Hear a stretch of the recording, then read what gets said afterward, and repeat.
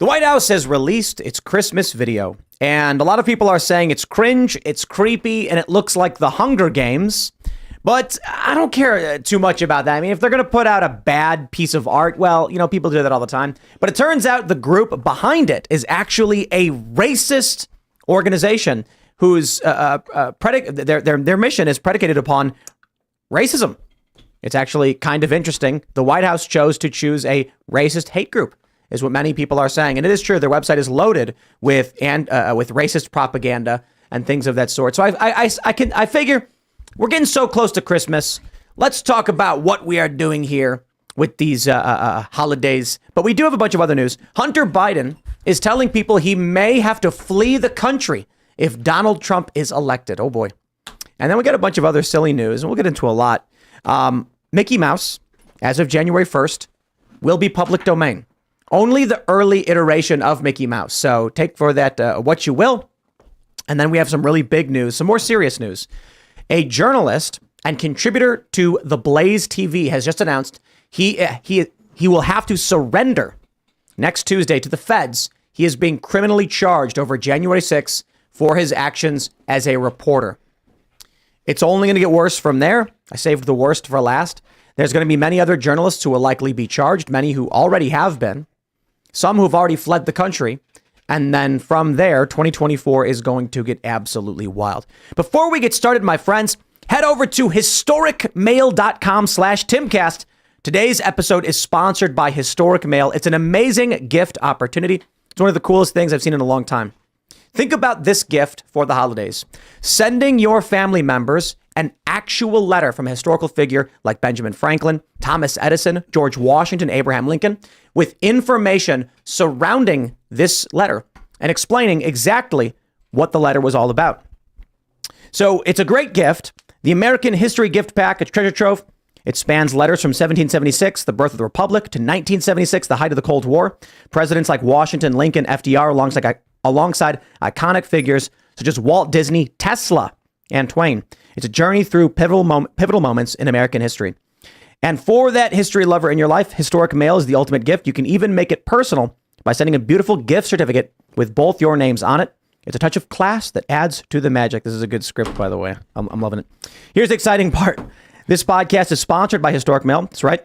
They've got a Christmas sale going on, and you can enjoy 10% off on all products. So this holiday season, surprise your loved ones with the gift of history. Head over to historicmail.com/Timcast now, and you'll get your gift cards and your 10% off. Check it out. Thank you, Historic Mail, for sponsoring the show. I'm a big fan. This sounds really, really awesome. And I, you guys know I love reading about history, especially Civil War history. I've been reading a ton of that stuff. So definitely also head over to thebestsongever.com. Tonight, midnight, the song drops. Timcast teaming up with The Daily Wire. We covered the song from Smokey Mike and the God King. And we did it because their song was basically a $150,000 middle finger to the woke music industry that told them they were not allowed to play a classic song. This is crazy. They offered 100 times the market rate and they were still told no. So Jeremy Boring was like, okay, then I'll spend that money and we'll make our own. And when I heard that, I said, we've got to also mock the music industry because they're gatekeepers. If you don't align with their politics, they don't let you in the front door. If you're a smaller musician, they give you the boot. And a lot of people, I think, have experienced this. So this song that we're putting out together again, it's a cover of their song. It's not a political song. But the point is we teamed up with them to put out a song, a modern version. Basically, the whole song is a mockery of the mainstream pop music apparatus. And if you pre-order the song right now or buy it tomorrow when it's live, not only do you get the song for 69 cents, you get 35% off all castbrew.com purchases. That's coffee, including subscription. So get this. You want to subscribe to the coffee club? You want to subscribe to 1 bag per month? If you buy the song and get that code, you will keep that discount forever. Only if you subscribe in the next 2 weeks when the song comes up. So definitely support our work with this music. The whole thing's basically meant to be silly and funny and very, very goofy. And it will be live midnight tonight. Go to thebestsongever.com. Also, become a member at timcast.com by clicking join us. We're going to have a members only show coming up for you tonight at 10 p.m. You don't want to miss it. It'll be good fun. Smash the like button, subscribe to this channel, share the show with your friends. Joining us tonight to talk about this and everything else is Cara Castronuova. Hey, thank you for having me. Who are you? What do you do? I'm Cara Castronuova, and I'm a former champion boxer. I now am a contributor at Newsmax and at the Gateway Pundit. And, I specialize for the most part in covering stuff pertaining to January 6th and everything that happened that day. And I really got my start during the lockdowns, when I started being an activist against the lockdowns and against the forced mandates with the vaccines.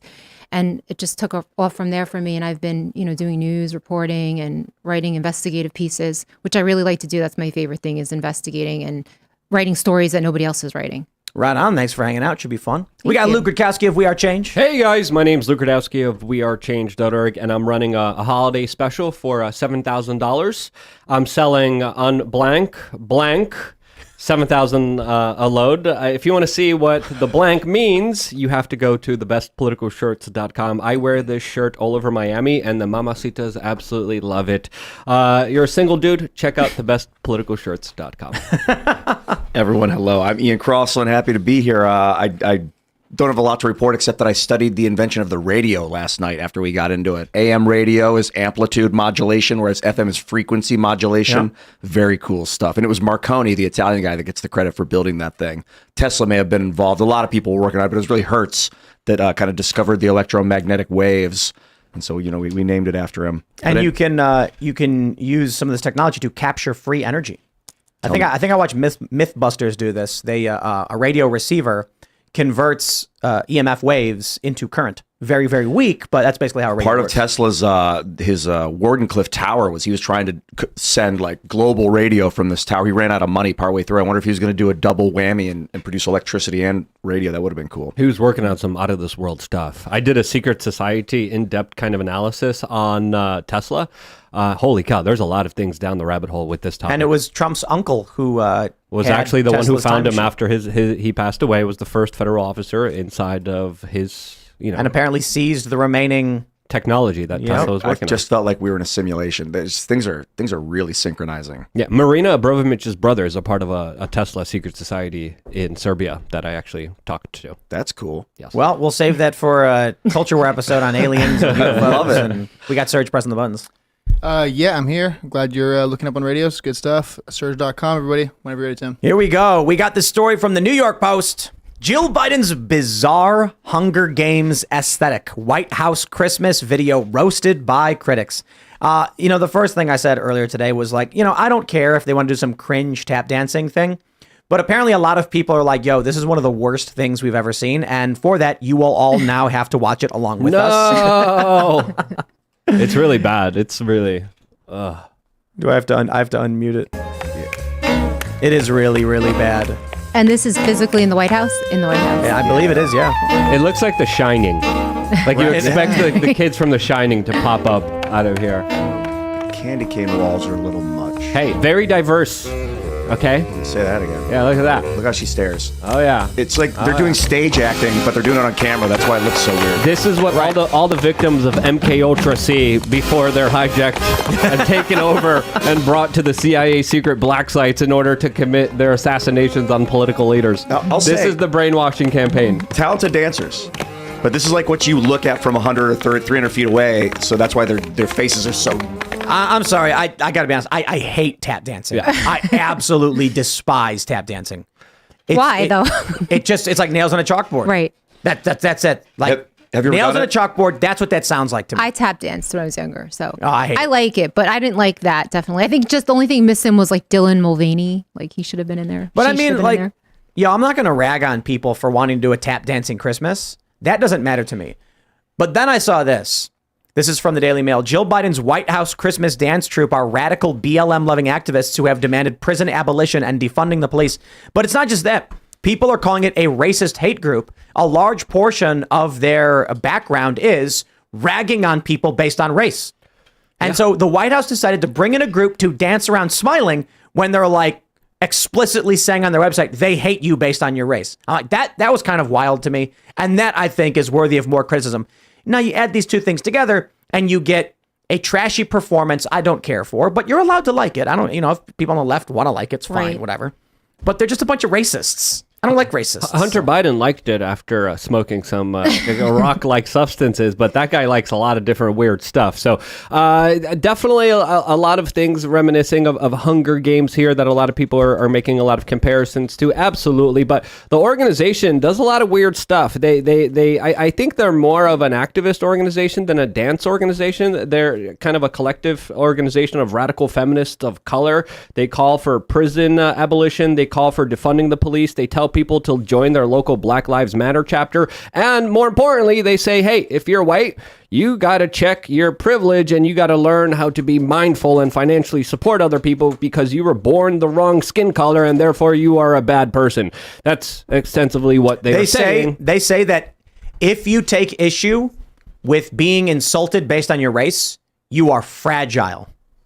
And so I see things like that and I'm just like, dude, there was that little kid who was wearing the face paint for the Chiefs game, and he had black on one side and red on the other.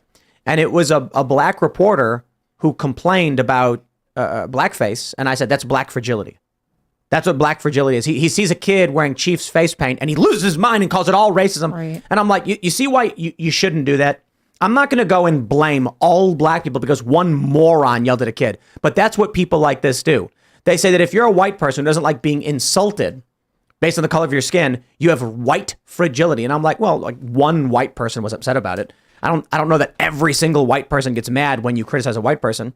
That black reporter who wanted to get that kid in trouble for whatever reason, he's one guy. He doesn't represent all black people. I'm like, it makes no sense to make black the focus of it the same way they make white the focus of it. Right. This is my problem with leftist identitarians, and being brought into the White House, I think it's disgusting. They don't get angry. They get perturbed. Okay. Well, it's just so hypocritical. It's like the reverse racism stuff that's happening. You know, I'm half Chinese and half Italian. I don't really think about that much, but I feel kind of bad for white guys in the present day. Like, I just feel like they are really under attack in many ways. And white women, like when the whole Karen thing, I feel like it's a very racist term to call somebody a Karen, to call white women. It's become a racist term. Yeah, but reverse racism would be a good thing. The idea that you get a bunch of racists like this and you reverse what they've done. But what they're actually is just racist. Right. The left uses this language game. They call it reverse racism when they attack white people because they want to make it seem like they're not being racist when, like, quite literally, that's all they're doing. Hating people based on their race. Yeah, the antidote to racism is seeing people as humans. Right. You know, it's You gotten judge someone worse. by their It's just gotten character. worse. And I think that progressively, like, I think there's more racism now than there was 20 years ago, like the early 2000s. Yeah, the way I I remember it, I don't remember even ever thinking about race. And now all of a sudden, it's the only thing that we're fixated on. What's your race? What's your sexual identity? Like, these things weren't things I spoke about when I was in my late teens and early 20s. A lot of people blame Obama. I liked him in the early days. I was like, he's a cool guy. And I didn't really care what he looked like. I was just Right. listening to him and looking into his eyes and like, but then I guess like he would say things about race and like, and bring it up and kind of create a polarization. Let's watch this one. Here you go.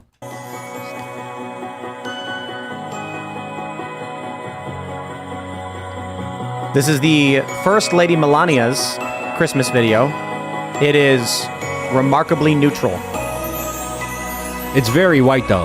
That's problematic. Those trees are Well, too white. it's one lady. She's That's white. what they said. I'm talking about the trees and the All white lights. light, They said that the white lights on the trees were symbolic of, like, you know, white supremacy. White supremacy. no lights of color. Right. So in this video, a lot of people are comparing the two videos. They're saying Melania's was better. We don't need to hear from Peter Ducey right now. They're saying Melania's was better because hers was just a very neutral, this is the White House on Christmas. I got to say, I'd call it lowest common denominator, meaning it wasn't really much of anything. Everybody got to see the White House. It was Christmas time. How nice. Right. Hey, look, I think it's great that the White House celebrated Christmas. I think the way they celebrate it was kind of tacky, but that's fine. Not everybody has to like what I like, and I don't have to like what you like. But don't bring a bunch of racists in to do it, man. That kind of pisses me off. I got a little disturbed at them. I mean, it's like it is the White House and it is the Capitol, and like, but they decked it out with a lot of like gaudy, like furniture and trees and decorations, and like people are. I don't want to speak for everyone, but a lot of people, I think the economy is like Right. people I was going to point that out. Like, there's so many people suffering, and they're putting They're up these, tap dancing on America's casket, Right, with these essentially. They're decadent tap dancing things. and everyone's being financially Right. ruined. But this is why they're Right. calling it Hunger Games. Yeah, no, was a little disturbing. absolutely. And the Sorry, Kara, I cut you off. No, it was okay. I was just going to say that, you know, it is a smack in the face, I think, to a lot of people in America, especially in the lower classes, who really are suffering from the economy. And I don't consider myself lower income. I'm right in the middle. So I think the people in the lower income communities feel it the most, because I go out and talk to people all the time for my job, reporting for Newsmax and Gateway Pundit. And, it's a real thing. Like, people literally are living paycheck to paycheck. Like, they spend their last $10 on that day's lunch. So I think to put a video like that up and like use people of color as always as tokens is offensive to people that are literally starving and don't have money for food. And then they're putting up these like tap dancers tap dancing around the White House with like candy canes and these crazy glitzy gaudy decorations. Especially with all the resources now going to illegal immigration and helping them out, as there are a lot of mainline stories of a lot of communities, specifically poor communities, being denied resources that they had before that are now being diverted to, of course, the new Democratic voting base that is literally being shipped into this country. Right, but they're really out of touch. I think that's a pandering move, what they did there. It's like they're pandering for like the diversity and inclusion stuff. I don't even think people like minorities are really into that. Like, they just want to be able to pay their bills and the economy to approve. They're not impressed with that, especially people that I talk to. It's not. But here's the thing: it's not for them. Right. Jill Biden didn't produce this video for poor people. She produced it for her peers. When I worked at Vice, we were constantly talking about content to make and what the strategy was, and I was always just wondering why it was that the higher ups of the company were so focused on cable television. I was like, who cares? And I understand it's guaranteed contract money. It's like you sign a 10-year deal for a terrestrial cable and you get guaranteed revenue coming in through the cable subscriptions and all that stuff. That I understood. But I was like, that's not going to build your brand up. And then I realized it rather quickly. Shane Smith and the other people who were higher ups were in their mid to late 40s. Their whole world was being on TV. They did not grow up with the internet the way we did. And so as the younger guys in our 20s were looking at how to get online and maximize viewership, he was chasing the caboose of the train that had already left the station. Is exactly what I thought. Out of touch. That was the exact words that went through my mind when I saw this first. I was like, Jill and Joe are so out of touch with what's going on. Exactly. Jill Biden is not thinking about poor people in this country. She's going, I wonder what people would like. What does people mean? People means the 1%. It means the people who make 600,000+ a year. And she's like, ooh, they'll really like this. There's some kind of sociopathic PR guy at the White House who's like, we're losing the black vote. We're losing the election. We're not doing that well. I got an idea. Let's get black people smiling and dancing. Like in tap That's dancing. Going to show everyone that they're really happy, right, guys? And like, yeah, sure, Bob. Yeah, sure. And then they do this. And then it's like, what the crap? What the freaking hell is this right. bullcrap? It almost, what is that old stuff that they used to do when they would have like people in black lace tap dancing? It was that old school form of entertainment. It kind of reminds me of that. Yeah, they could have toned it down for camera at least. Like the whole right. Like that stuff. Keep that for the Gaudy. stage. Yeah. Yeah. Yeah, it's a little. You're gaudy. I like that. That's the way you described it. I think so. Yeah, those but candy again, canes. I want to stress this. I think a lot of people are ragging on the performance, and I'm just like, that comes off as so partisan. Like, oh, I just don't like the way they're dressed and they're tap dancing, and I'm like, well, I mean, I don't like it either, but I don't care. Right. I mean, but if we want to make an argument about what the White House should be and decorum and all that stuff, that I get. That's more what it's about. Because I thought they were doing a great job dancing. Just hands down. I didn't want to just insult it for the sake of insulting it. They're good dancers, and it was actually the mouth movements. Really, what the hell are you doing? But that's what it is. That's the traditional style. Like Ian was saying, it's like stage work, but they're doing it on camera, so it's weird. Oh, someone went up. Minstrel shows was what you were talking about, right? Minstrel shows, right? When they sort of like subjugate minorities and black people to dancing and tap dancing on stage. That's what that reminded me of. It's a minstrel show. I don't know. It just looks kind of weird. And then if you look at art, architecture, movies, models, and everything else in our society, if it's woke, it's kind of trash. And I think that's not an accident. I think this is meant to beat down the human spirit. I think this is an attack on beauty, because once you attack that, you attack the human spirit and the human will to kind of live and survive. You look around the Democratic areas, there's not a lot of energy that is good there. There's not a lot of spirit. There's not a lot of growth. There's not a lot of potential. It's all regressive. It's all low vibrational. And I don't think that's an accident. I think this ugliness is being thrown on us deliberately in many different ways all around us culturally, because what better way to subjugate and destroy a population than to make it ugly? I would have loved just a video of Jill and Joe sitting by a tree, lighting a candle, and then saying, we're all in this together. Even though there's crap going on in the world, just something simple and unifying would have been nice. Yeah. Well, let's keep the spirit of Christmas alive with this story from SCNR.com. Christian former military officer beheads satanic shrine in Iowa state capitol. The world may tell Christians to submissively accept the legitimization of Satan, but none of the founders would have considered government sanction of satanic altars inside Capitol buildings as protected by the First Amendment. I disagree. I half agree. I do think that there were obscenity laws and there were moral standards. And as much as the founding fathers did believe in free speech, I still think they would have been morally outraged at the idea of a satanic altar. And at that point, I think Constitution wouldn't even have mattered back then. Today, it's a different story. But here's the story. Michael Cassidy, a Christian and former military officer, tore down and beheaded the Satan altar in the Iowa Capitol on Thursday. We're now learning that Turning Point USA is pledging $10,000 to the legal fund of Michael Cassidy, Christian veteran who beheaded satanic idol in Iowa State Capitol. Well, I'm going to ask Luke what he thinks first, because he's the anarchist over here. Yeah, same thing. Is it confirmed satanic? Listen, there's a lot of demon worshippers inside of the government. That's a fact. Now, do you have freedom of religion? Do you have freedom of speech and expression? I think so as well. And I think we have to understand that there's a delicate kind of line that we have to go down here, as of course we still got to respect people's individuals' liberty. But let's call out the Satanists as well. You don't have to resort to BLM tactics in order to kind of express your opinion. Was it actually satanic? Or yes. Was it has Baphomet and the tenets of Satanism and all that stuff. And, I am not a fan of Satanism. I am not ignorant to Satanism. I've read their tenets. I understand what they're saying. I am not a fan of it. I also think, Luke, get the nail on the head with the hammer, you shouldn't resort to BLM tactics. Don't legitimize the things that left do when they don't want to go through the proper procedure and policy. I think the challenge here would be to counter it through the system, because we want to maintain stability and order. And in fact, I'd argue this is the exact response the left was hoping for. Yeah, I'm a constitutional absolutist. I do believe every religion should, like, if we can't accept satanic, even though I don't accept satanic people, I don't think there's anything valid in what they believe, but I have to respect the fact that this is their religion.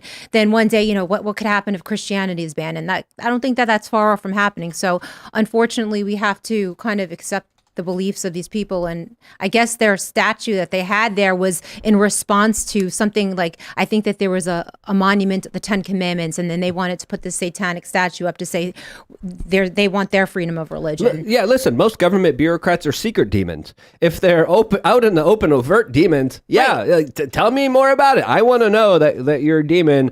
And attacking it again. If the shoe was on the other foot, if this was a Satanist attacking a Christian symbol, people would have a very different reaction than they are right now, kind of complimenting this. But I do want to stress this. Satanism is not necessarily the worship of Satan. And I think it's important we can go through what was actually on that altar. Because I'll tell you this right now. Woke people in this country are not Satanists, according to the Satanic Temple, and the people who are with the Satanic Temple do not actually follow their own tenets. Such as, the first, one should strive to act with compassion and empathy toward all creatures in accordance with reason. Well, we know for a fact they don't do that. I mean, you go around smashing buildings, smashing windows, starting fires, and attacking people. That's not compassion. The struggle for justice is an ongoing and necessary pursuit that should never prevail over laws and institutions. That's funny. They've captured the institutions and used laws to destroy the lives of people during the mandates and the lockdowns. So it doesn't seem like they follow that tenet. One's body is inviolable, subject to one's own will alone. Now that one really gets me going right there. What does that mean? One's body is inviolable. What is that? It means that no one can penetrate your body. Nobody can interfere with your body. Yeah. Huh. Ain't that a good one? Oh, yeah. This is like chaotic libertarianism or something. What happened to that one 3 years ago? The freedoms of others should be respected. They threw that out the window, including the freedom to offend. Yeah, they threw that out the window. To willfully and unjustly encroach on the freedoms of others to forego one's own. Beliefs should conform to one's best scientific understanding of the world. Wow, they really threw that one out the window. People are fallible. They threw that out the window when it came to Fauci, that's for sure. If one makes a mistake, one should do one's best to rectify it. Every tenet is a guiding principle designed to inspire nobility in action and thought. The spirit of compassion, wisdom, and justice should always prevail over the written or spoken word. You see, it sounds like it's a chaotic religion. Like if it was in D&D, it's not lawful. It's not, because it's like good and righteousness should prevail over law and order. I'll tell you what it comes off to me. It's people who are secular atheists who created a religion for the sake of a position in religious arguments. They use Satan specifically as a way to insult and offend the majority religion in the country, in the world, Christianity. And then they make what many people would find to be reasonable statements as a means of convincing you Satan is good. Is it Lucifer? Is that the same thing? I believe Lucifer was like the angel of light and like knowledge. So I think Yeah, I believe they're different. But I don't know enough about We have freedom of religion in this country, and people could believe whatever they want to believe in. If they want to believe in some like meatball, pineapple thing in the sky, go ahead. We have the right here in America to do this. Some politicians don't believe in that personal liberty, including individuals like Ron DeSantis that talked about this very specific issue, saying that he wouldn't allow it and he doesn't view this as a legitimate religion. Just because you don't recognize a religion doesn't mean it's not a religion for some. It is a religion for some. It's not my religion. I disagree with it. I think a lot of the tenets should be called out, especially within the government. But using government force to go after people's religion is something that I am absolutely allergic to and adverse to. Think about the tenets I read, where they say something like your body is subject to your own will, freedom should be respected, don't distort science, all these things. They want you to agree with these things as a reasonable, and then say, see, isn't Satan good? right. That's the game they're playing. These tenets have nothing to do with what Satan represents. They're trying to. It's like cult building. They will present you something very reasonable, like, "Hey, would you like to join our club? We serve pizza on Fridays." And you're like, "Wow, I would love to come to a pizza party." Then when you show up, they lock the doors and start preaching about Satan. Like, What is Satan?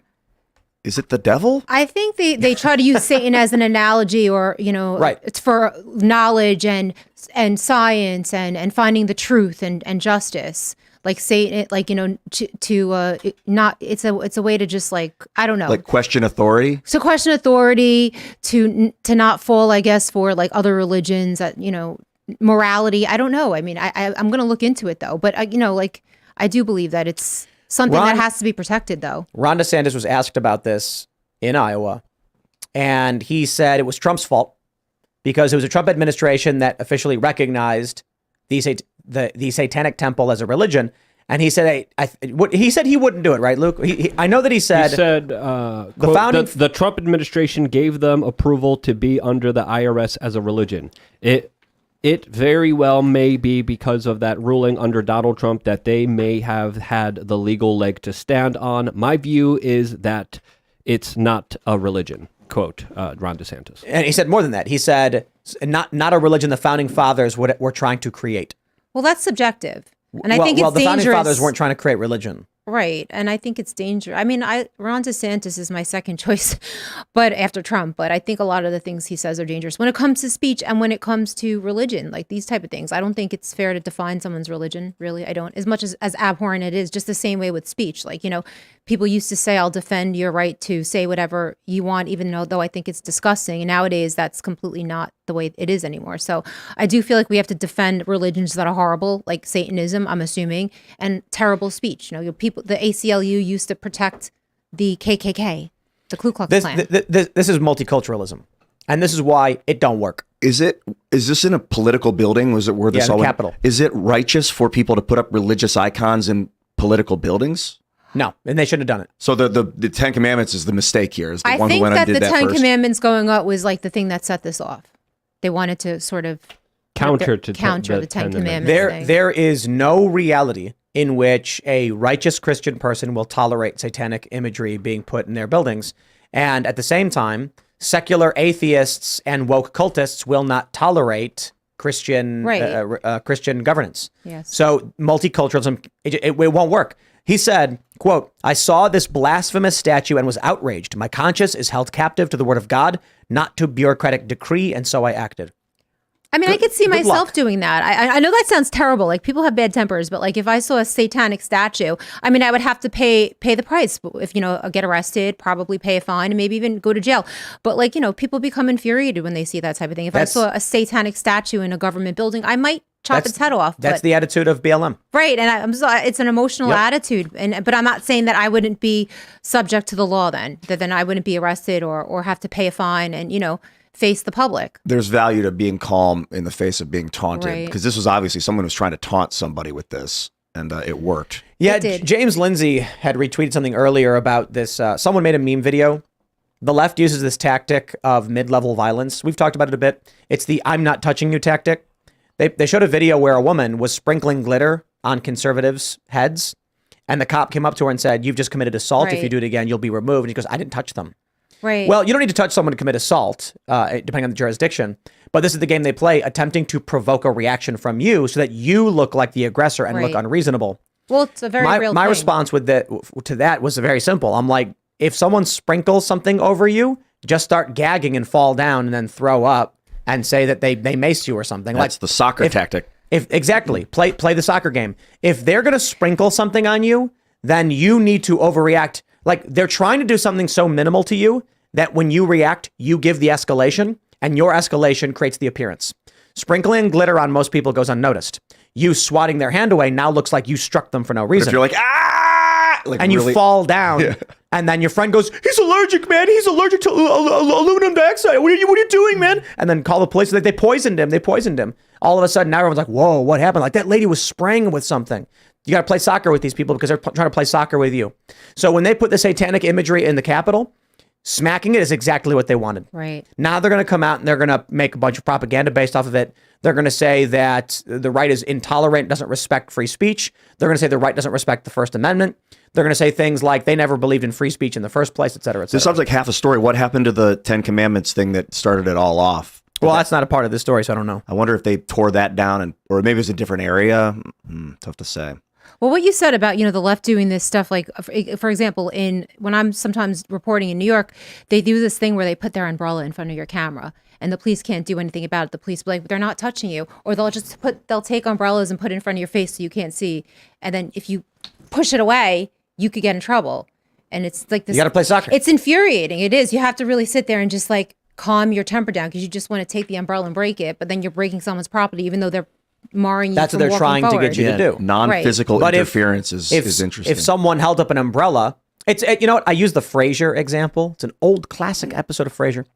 So Frasier Crane is enjoying a nice a cup of coffee in his favorite seat at his local cafe. He's in a rather bad mood. And he gets up to go get stirrers or something. And when he comes back, there's a man sitting in his chair. He's fed up. He had a bad day. He says, "Sir, you're sitting in my seat." The guy tells him to screw off. Frasier gets mad, picks the guy up and throws him out. That guy files charges and sues Frasier for assault and battery. And now Frasier's in trouble. It's going to cost him a ton of money. What do I do? At the end of the episode, he confronts the guy. And Niles, Frasier's brother, walks up and says, "You listen here. You're suing my brother and you're in the wrong." The guy filing the lawsuit then says, "No, you listen to me," and pokes his chest. And then Niles goes, "Whoa," and falls over and smashes into a table. And he goes, "Countersuit, countersuit," thus ending the whole thing. And the guy's like, I didn't do anything to him." They're like, "We saw you. You hit him. You hit him and he fell down." That's the game they're trying to play with you. The problem is people on the right are so noble and honorable. They're like, I won't do that. The left knows that the right is trying to play fair. And so they know they can play dirty. Better example, Jack Posobiec gets punched in public on camera. The police witness it happen and pull up. Antifa says, "No, it didn't happen. I didn't see anything happen. What are you talking about?" Lying. Fortunately, the police watched it happen and arrested the guy. But that's the game they're playing with you. So I don't think take God, for what it is. I don't think that God cares about iconography. Like if you're in a room surrounded by evil-looking satanic imagery and you stay calm, God will be pleased. That is what you're supposed to do. You're not supposed to freak out in the eyes of like being taunted. Perhaps, but "thou shalt not have false idols" is, I believe that's one of the commandments. Which one is that? The second one. Yeah, I thought that was number It 2. is the right? second commandment. But then false idols could be anything. It could be, a lot of people say the Catholic saints are false idols. I mean, I'm Catholic, but I'm just saying that's what people say. Like saints are false idols. I think if you worship a human, that is a false idol. Personally, like we're not supposed to worship people. That makes no Right. sense. That's why I get edgy about Jesus. Like the people worship Jesus. I think it's a false idol. No, but you can revere people for their good deeds. I agree, but worship God, but acknowledge that humans. I mean, to say that Jesus is God, it's well, like whoa. that is is. a Christian belief that Jesus is God. Trinity, That's yeah. what I believe. Jesus is and, God. and I am named for Saint Timothy. And do you know what he is the saint of? Oh yeah, good digestion. Yes. That's right. Saint Timothy is the patron saint of gastrointestinal distress. I love the saints. I I am think not they're, kidding. they're super Really? legit. Yes. Like I would think, when you're having gut problems, you Right. pray to Saint. Okay. I would think Timothy. Jesus is a saint. Like I would consider him Saint Jesus instead of worrying about just in the worship Christian God. religion, he's the Son of God who died on the cross to, make man live forever. So he's more than God. I mean, he is God He's in the the Christian human incarnation religion. of God. Right. Yeah.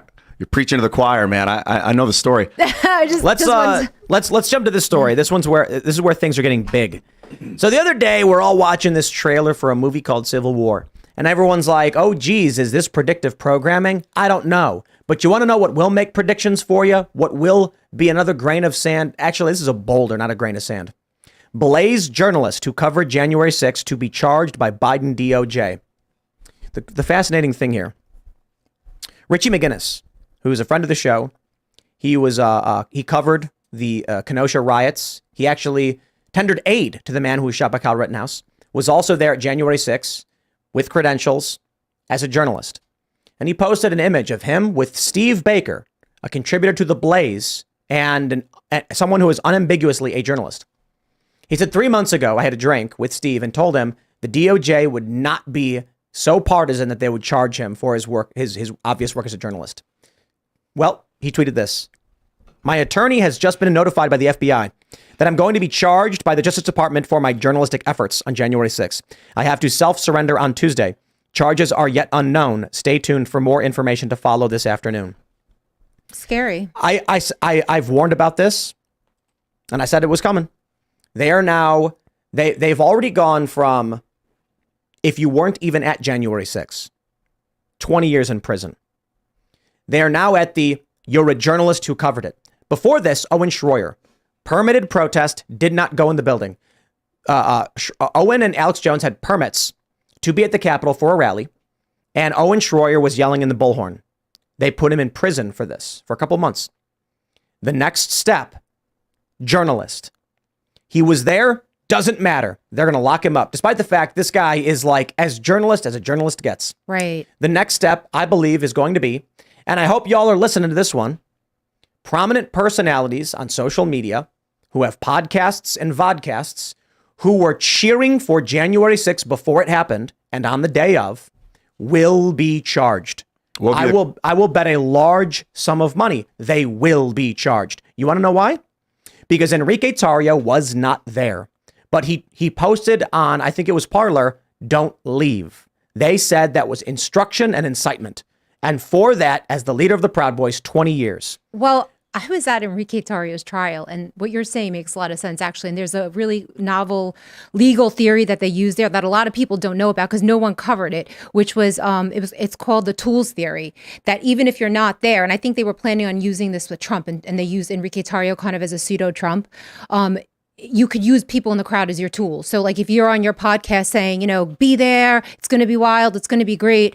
They could say that every single person there you used as a tool. And this is literally what they convicted Enrique Tarrio with, was using the tools theory. So what you're saying absolutely makes sense. And Jamie Raskin already played a video montage of numerous personalities cheering for serious action. I'm not going to quote any of them.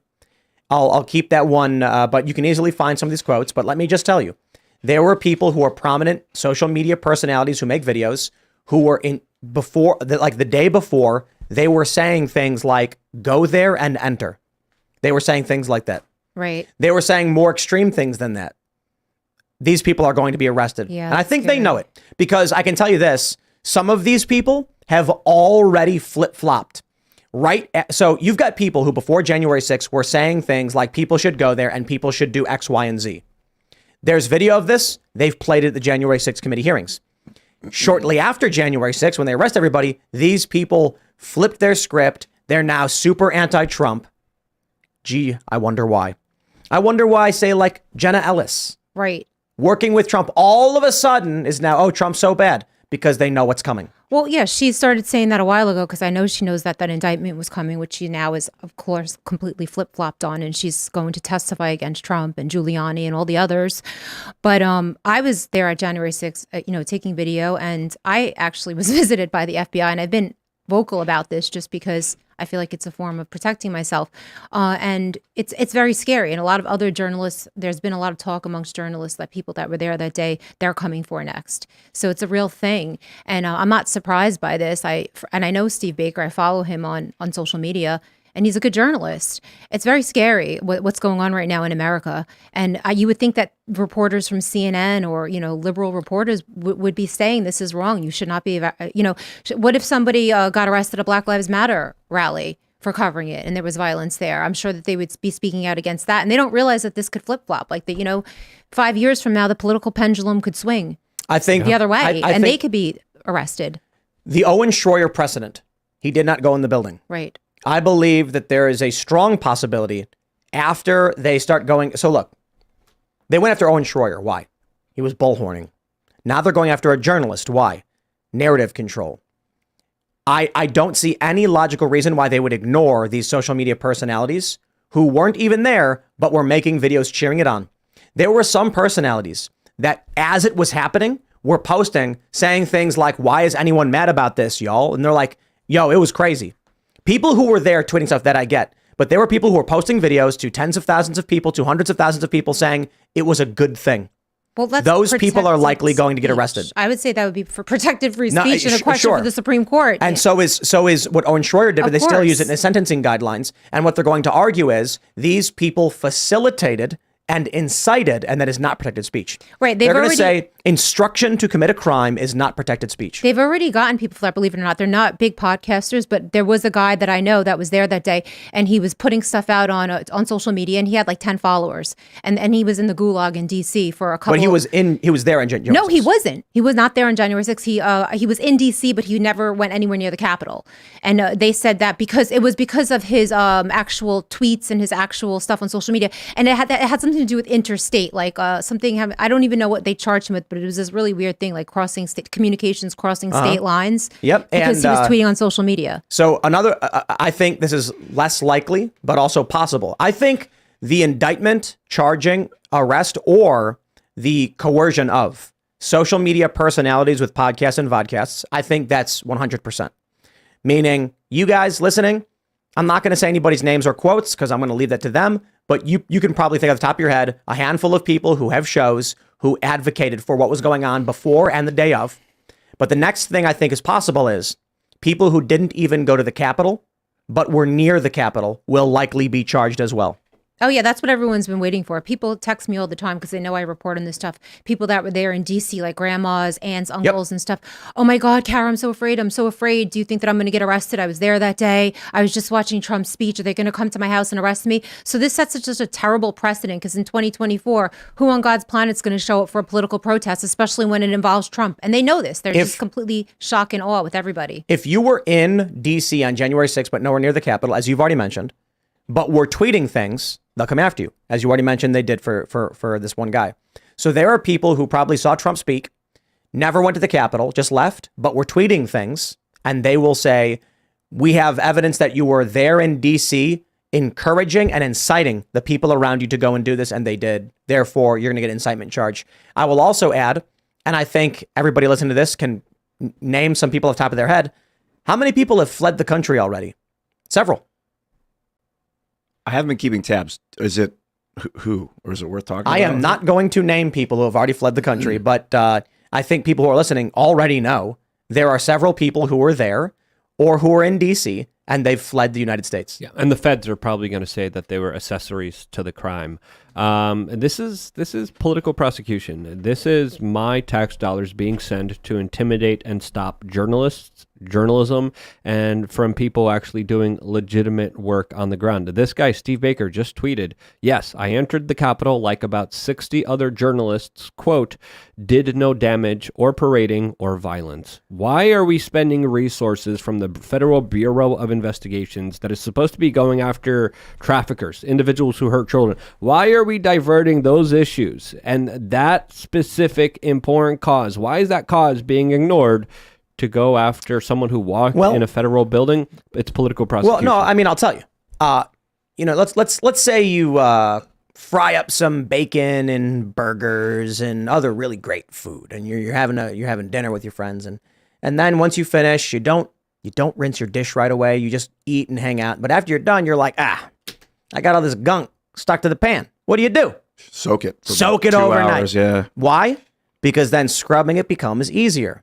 Now let's talk about what they're doing. Why go after journalists and, bumbling dotards? Because then the purge in 2024 or 5 will be easier. This is the soak. This is where they are putting journalists in jail. They're trying to put the president in jail, the former president. They're going after not just this one journalist, other personalities. And they're going after, more importantly, I think the scarier thing is people who showed up an hour or two after the events of January 6th, when the doors are open, there's no gates anywhere, and the police are letting people in, and they're charging them the same as the rioters. This is soaking the pan. Because if they went and tried to round up Trump supporters in 24, 25 for no reason, just instantly, it'd be chaos. But they got to soften it up a little bit. More grains of sand in the heap. Now people are like, oh, it's political persecution, but it's being normalized. Right. So you do it one at a time. If the feds went after Alex Jones instantly, you'd get riots. I think they're going to go after Alex Jones. I believe that Alex Jones will likely be charged over January 6th. I think that, what protected him was him on his megaphone telling everybody to go home. Go home, go home. I guess that like you said, this maybe stuff, I don't know. I'm not aware of what he said prior to January 6th or what people on his show said. I know he had Oath Keepers on his show and Proud Boys on his show that were I don't think that matters. I mean, like, I feel bad for Alex Jones. I do. He's one of the most politically persecuted. I actually founded an organization called Citizens Against Political Persecution. And this was 3 years ago. Never in my life did I think 3 years after the fact of January 6th would this still be going on. We're going on 3 years now of January 6th. People are getting arrested every day. There's still people in solitary confinement right now as we speak, sitting there pre-trial. And they plan on, I'm sure, using 2024 to continue to shock and awe and arrest more Trump supporters, because I don't know what's going to happen on the election in 2024, but if anyone protests and if anyone dare says it was an illegitimate election, then now they know that they, have 4 years of judicial precedent to look back on and say, we could just throw these people in jail, throw the key away, and nobody's going to say anything about it because nobody has. Yeah. It's almost as if they're trying to provoke a reaction. It's almost as if they're trying to piss as many people off as they can, because this is egregious. This is not the behavior of a real justice department. This is not the behavior of federal agents that are supposed to be going after crime. There was essentially, with this journalist, what crime was committed? Why are we doing this? And to me, I'm thinking later down the line, like, hey, maybe they are trying to really anger some people so they react in a certain way that's going to be more advantageous for the system later down the line. Right. They want to provoke a reaction for which they can start arresting people. Yep. They need another January 6th. That's why I keep saying, I said over and over and over again, no violence. You've got to vote. And I think there's like Scott Adams tweeted something. I could be wrong. Maybe it wasn't Scott, but someone tweeted that Trump has the vote margins right now that make fraud irrelevant to the conversation. His margins, when you look at Trump's vote count in 2020 and how he was polling, he got more votes than any sitting president in history. And Joe Biden got more votes than any candidate in history. And the reason Biden got those votes, for the most, a great deal of those votes that he gets are because of universal mail-in voting. Now, by all means, go ahead and believe that, like Sonny Hostin and others were filling out ballots for other people. That's not my point. My point is the first stage in all of this is universal mail-in voting to create the possibility of those votes existing. Trump's polling so high right now that even if they went tenfold what they were doing with Biden, they wouldn't come close. And I mean that figuratively. But they had full lockdowns, universal mail-in voting, and Biden was able to pull off 81 million. Right now, there's no way. Right. Even if they have universal mail-in voting, and Sonny Hostin claims she voted for her son again, whatever that means, and moms are doing that stuff, and they're doing ballot harvesting and ballot chasing and all of that, Trump still wins. What they desperately need, and by they I mean the neocons, the neoliberals, and the deep state, the uniparty establishment, what they desperately need is in 2024 there to be some kind of January 6th type event. Well, that's what I've been fearing. I know something's coming up in 2024, and I live in New York City, so I don't know if it's going to be there. And I feel like it's going to be a false flag event.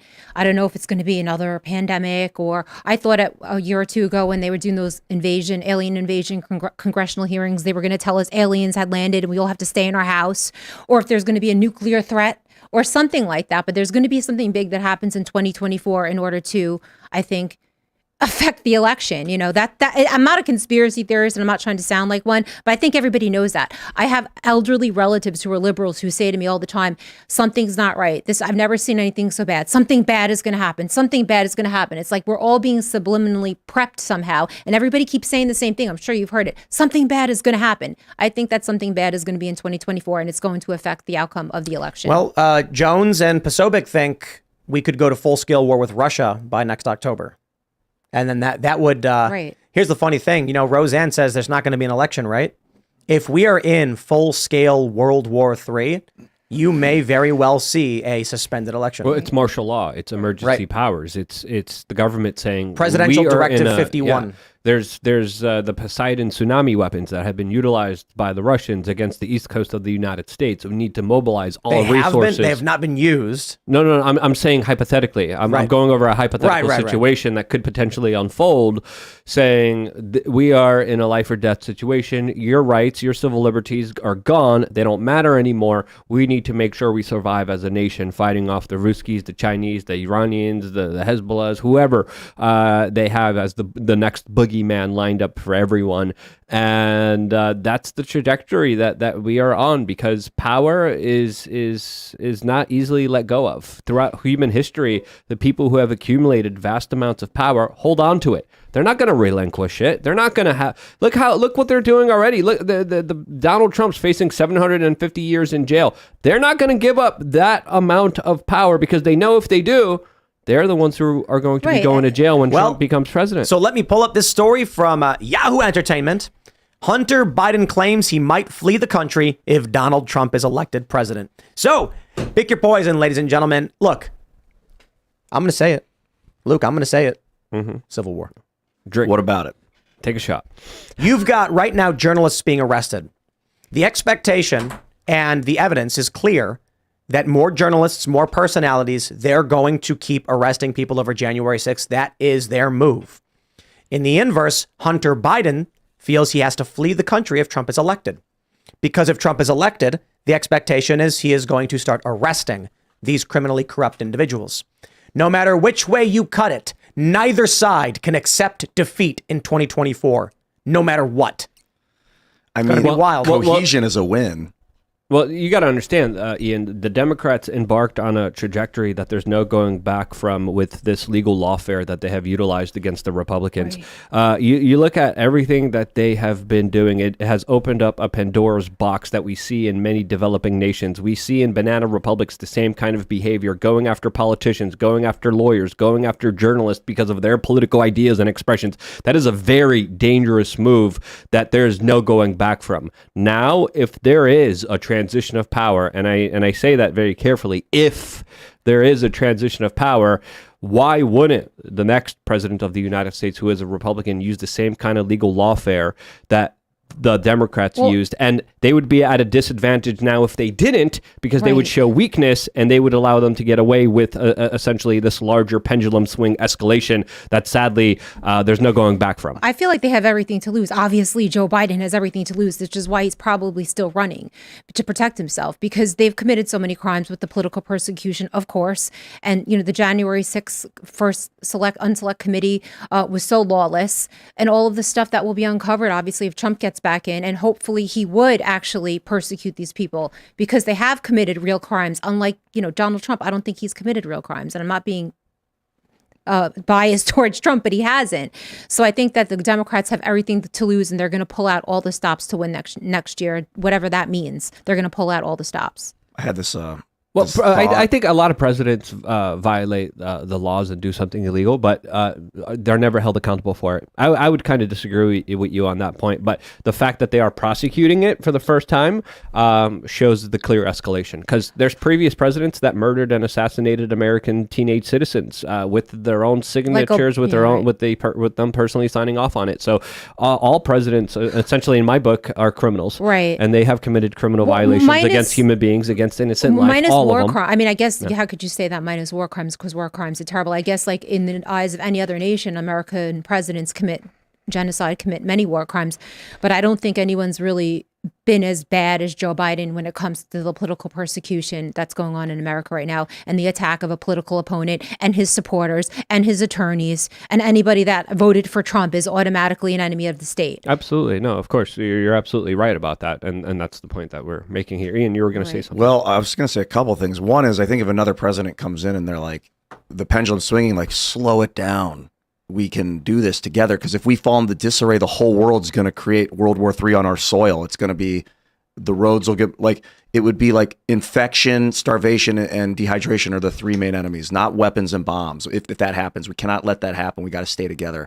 But I had this vision like 3 or 4 days ago where I was like, saw the government actually like really going and rounding people up, kind of like arresting, sort of like, I mean, you could kind of consider what this journalist and everything, and that people cheering it on, like that's like how they create like a scapegoat, a group of scapegoats, and then the rest of the people are like, yeah. And then I started thinking of the Nazis and how they did that to the Jews, and I'm like, just wake up, people, wake up. It's so scary. And like, I always feel like whenever I see a group being demonized, I'm always very suspicious. Like, for example, with January 6th, how the white male, that's like the kind of like the Midwestern, really white guy became a terrorist, a domestic terrorist.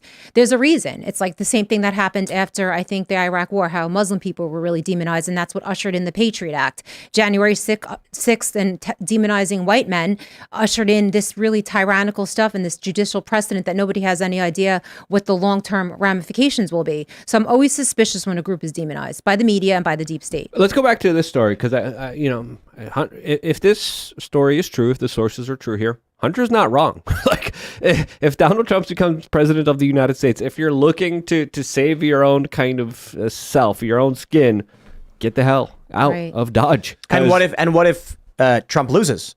And what if it's Newsom Harris, or Newsom Whitmer? I mean, if it's Whitmer, this lady is a psychotic and deranged murderer, right? Why do you say that? Putting COVID patients into, my favorite story, the dude who mercilessly beat that old man to death in a Michigan nursing home. Remember that one? No, I don't think so. Hold it up. No, a lot of people are saying that Whitmer could be the VP for Newsom. That could be a likely candidacy that would be absolutely atrocious for the American people. 20-year-old beating suspect was moved to nursing home because he has COVID-19, says father. Detroit. So, like many states, these governors were putting people who should not be in nursing homes during COVID, and it resulted. New York is the example we all patients, know. Yeah. 15,000 dead, and that was Andrew Cuomo. So this is why people are like, "Do you think Chris Cuomo would come on the show?" No, he would never come on the show, because I gotta say, I'm sorry, I'm probably the only one with the balls to say to Chris Cuomo, "Your brother is a mass murderer who murdered 15,000 people," including a friend of the show whose parents died because of what Andrew Cuomo did. I think we got to start manifesting that these people will come on the show, because that's the culture war. If they won't, if people refuse to talk, then we lose the cult. That's the loss. That's game over. If people refuse to communicate, it's game over. Right. Sociopathic mass murderers don't usually deal with confrontation well. They don't deal with being confronted on their horrible actions that have led to tremendous human life loss, especially when called out directly to it face to face. I called out a lot of war criminals personally myself during my journalistic career. They don't get happy.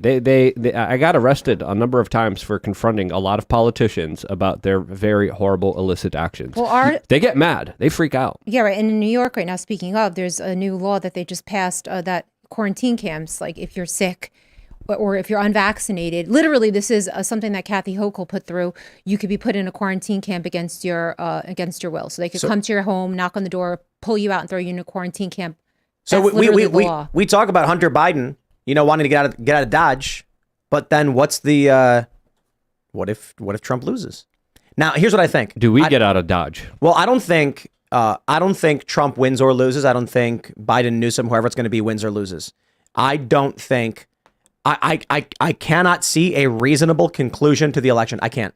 In 2020, we had a lawsuit, Texas v. Pennsylvania, with, I believe, 48 states that were involved in the suit, either joining in or filing amicus briefs. Or what's the proper plural, amici or whatever? I don't know. The point is, they're all basically saying we are pushing back. The only reason it stopped there was because the Supreme Court refused to take the case, and the case fizzled, which was the Supreme Court taking sides with Pennsylvania. Right. This left a very sour taste in the mouths of states like Texas. And Texas, Ken Paxton goes hard, and you got Missouri as well going after these fraudsters. What's going to happen at the end of 2024? Before we even get to Election Day, there's going to be legal challenges to early voting. There's going to be claims of widespread fraud on both sides. The election will happen. Different channels and different outlets will report different data. People are going to notice, like, oh, look, the number changed on the TV. It went up, then it went down. And no one will accept it, because I'll tell you, nobody accepted 2016. The Democrats said it was Russia. The Democrats actually believed that Russia hacked the machines. In 2020, it was the conservatives who said the Democrats rigged the machines. 2024 is going to be, we will not accept this. Why? Because the Biden DOJ is already weaponizing law enforcement to arrest innocent people like this journalist, Steve Baker. That's already happening. So you've got all of these Trump administration officials facing criminal prosecution, and they're like, Trump needs to win. We have to win this one. Now, many of them are bowing out like cowards. That's true. But a lot of people are like, if Trump does not win, this is life or death. Hunter Biden saying the same thing. So it's going to be 100,000 lawsuits from the left, 100,000 from the right. The courts are going to be jammed up. And I imagine come December, we don't know who won. I just don't want to rest everything on one guy's status as president. Like, it's so much about the individual loving the humans around them and sacrificing themselves for the humans around them. I agree with you, but for the J6ers, it is life or death. It is. For many of them, especially with a lot of them that are in solitary confinement. So I agree with your sentiment. Never put any man above yourself. Never worship any man. Never idol any man or woman.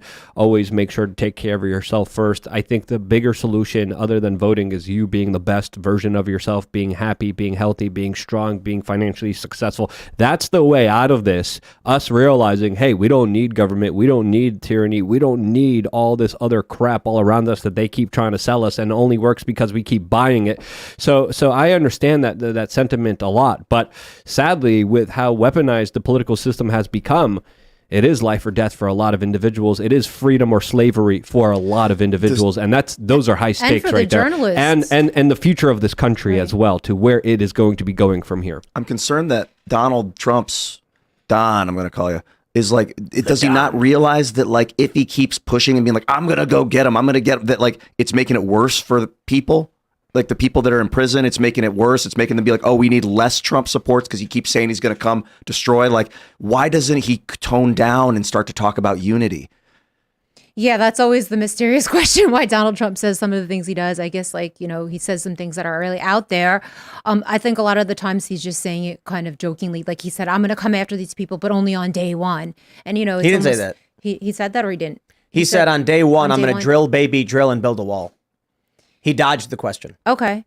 Hannity said, are you going to be a dictator and go after these people? And Trump said, only on day one, we're going to build a wall and we're going to drill. So I guess, see, even I am guilty of hearing fake news, because that was what I heard on the He news. said it. He said, when he said, are you going to be a dictator and do this? He said only on day one. That was his answer. And then he went on to say, then I'm it going got to drill. cut off, and they used that soundbite everywhere. That's what I'm saying. That's why I was under that impression. And they use these clever lines where Trump says he will be dictator only one day. Right, and I believed it. I said how he said it, but he was probably joking around. You know, that's what I thought. It was such a lazy way to answer the question. Right. No, I don't think Trump was listening. He wasn't listening. Right, he was not That's listening. a lazy way to answer. Like, if you're not Hannity was- listening, say, I didn't understand what you said. Please repeat the question. Hannity was asking, are you going to use your powers to get revenge and retribution? And Trump's not paying attention. And then he just hears dictator and he goes, yes, to build a wall. And then Hannity goes, no, that's not what I asked.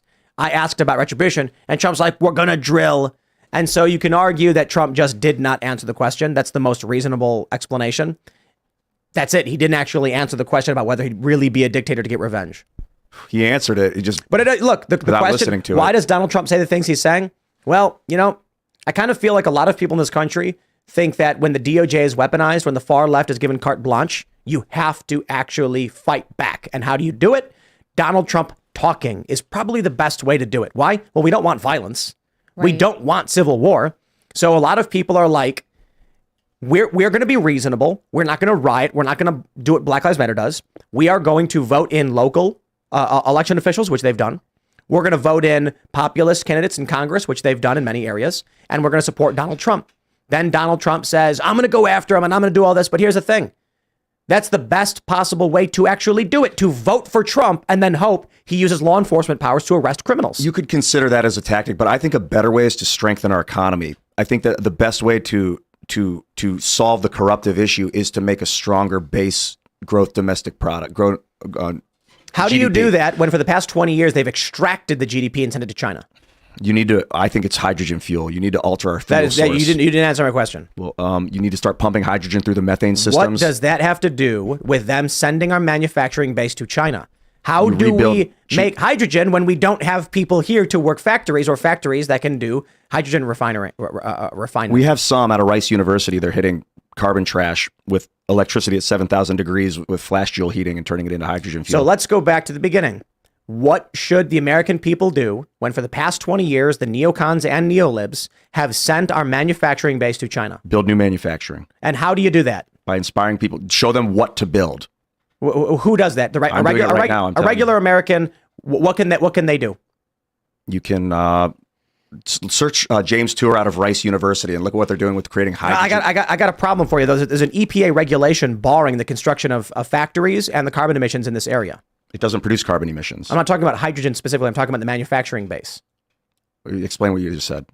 The reason people voted for Donald Trump is because he vowed to relax rules, executive orders, and to work with Congress to repeal laws to allow manufacturing to return to this country. That's not the only reason, that's a big component. What we end up seeing in the first term of Donald Trump was a $3 billion reinvestment into Michigan from auto manufacturers who brought their factories back. The reason why Trump wanted to remove environmental regulations like the EPA was because this was the reason why these factories moved in the first place. They could not actually produce things. And the Democrats, they've done the perfect system of no tariffs, free trade, and high regulation, high taxes. Yeah, the trifecta. What that means is anybody who wants to open a factory, say to make socks, they're like, socks produce too much carbon. EPA says no. Taxes are at 35%. We can't afford it. However, free trade with China. That means we put our factory in China. We pump out as much carbon as we want. The socks get sent back to the U.S. for free, and the U.S. taxpayer dollars and wages get sent to China instead.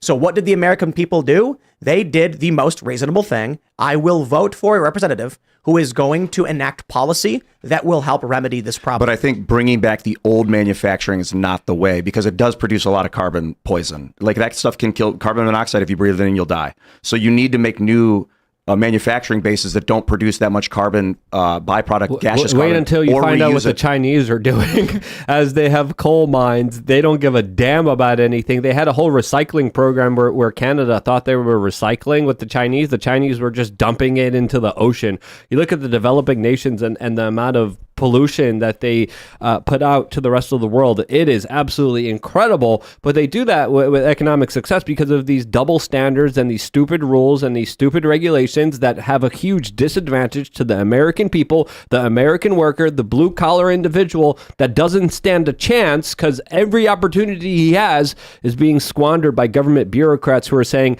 let's just do it over there because it's a dirty job. That's insane. That's stupid. And it's shooting America in the foot. Part of what's great about this hydrogen production is it makes the byproduct, the carbon byproduct is in graphene form. It doesn't get lost in the atmosphere. So you have it as dust that you basically can put into like cement or concrete and make it 3 times stronger. You can put it into asphalt, things like that. This reminds me of when I was at Occupy Wall Street. They had Luke was there. Luke, maybe you might remember this. They had a General Assembly meeting where they were like, what's our number one fix? What's the problem here? And everybody kept raising their hands and saying, the problem is the banking system. The problem is revolving door government. And then finally, some like 60-year-old guy stands up out of turn and goes, what is wrong with you people? It's fracking. Fracking is everything. The only thing that matters is fracking. And I'm just like, that guy has absolutely no idea how the economy works, how the system works.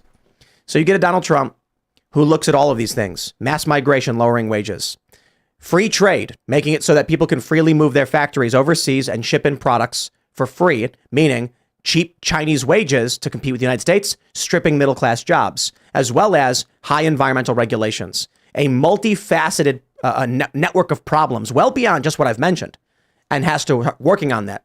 Ian, then you say we should make fuel. Yeah, the fuel is the basis of all of it. It's not. It is. That's why the economy is out of control. It's because oil is so expensive, and we're relying on Saudi Arabia. Where our fuel sources are running. Do you know low. why we're relying on Saudi Arabia? Because they sold like our. Because Joe Biden is shutting down the oil industry, which is why Trump said on day one, I drill. Yeah. Joe Biden shut down the Keystone Pipeline, that project, as well as other projects, and immediately what happens is you get forecasters who say, "Hey, Keystone Pipeline is shut down." What are we looking at in terms of the future of oil? Well, supply is not going to meet demand, so the cost is going to skyrocket. Okay, buy as much oil futures and stock in oil companies as we can. All of a sudden, gas skyrockets. And then When we point out the correlation between Joe Biden banning fracking on public lands and shutting down Keystone, the media lies and says, but Keystone wasn't even delivering oil anyway. And the average American who doesn't pay attention, doesn't know, and goes, yeah, they weren't delivering oil anyway. And then we have the very difficult task of explaining correlation between oil futures, stock prices, gas prices, and oil projects and oil investment. And that's very, very difficult to do. Joe Biden's an evil man. He sold us out. The reason why the cost of fuel is so high is because he wants Saudi Arabia. The deep state, the establishment, the neocons, the neolibs, they want foreign countries to have control because they want to maintain the petrodollar, which means Americans suffer. We send money overseas to Pakistan and other countries for stupid programs like gender studies. So they use our currency. We then promise them we won't compete with you on the oil market. But when Donald Trump was president, we were producing at surplus in the United States, not to mention untapped resources in Alaska. That is why people vote for Trump. Oil's good. It's just not, it shouldn't be the only fuel. If we rely on oil, it's only 120-year-old technology. So I got to tell you, you got to vote for Trump. Why? Because he's the one who's going to make that happen. Right. And make what happen? Hydrogen. You think Nuclear so? energy, hydrogen, graphene. Trump's the guy for that. He's never even mentioned those words. I and never he heard him hates mention it. the wind turbines, like the ones that kill the wind. No, it's a real, in New York, it's a real thing. They're trying to make New York completely dependent on these crazy wind turbines, ruining the beaches of Long Island, the South Shore, literally lining the state with wind turbines, and they don't work, and they have a way bigger carbon footprint actually on the environment than not using the wind turbines. So, the whole green energy thing to me is really just a scam. Here's what'll happen.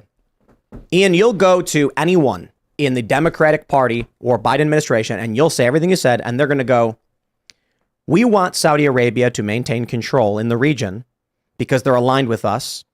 We want oil to be dominant because the petrodollar is how we exert control over other nations. We go to war with Iraq. We go to war with Libya because they threaten the petrodollar. The last thing the Democratic administration will do is entertain an alternate energy source which would offset our control over the international market. It's not alternate. Well, continue. You're talking about asking Democrats to dismantle the International Monetary Fund. No, keep it up. The SWIFT financial payment system. No. You keep the OPEC going. All based on petrodollars. You keep the petrodollar going. You just add an additional fuel supply with the hydrogen. It'll cut our GDP, it'll increase our GDP. Who else produces hydrogen? At this point, the globe hasn't stepped up yet. And someone's going to start doing it. If it's China, we're screwed. Whoever starts doing it first is going to win. So the reason why the United States gives US dollars to foreign countries is because by them having the money, they have confidence in the money, they will spend the money. If the US switches to something else, all of a sudden their money can't purchase anything in the United States.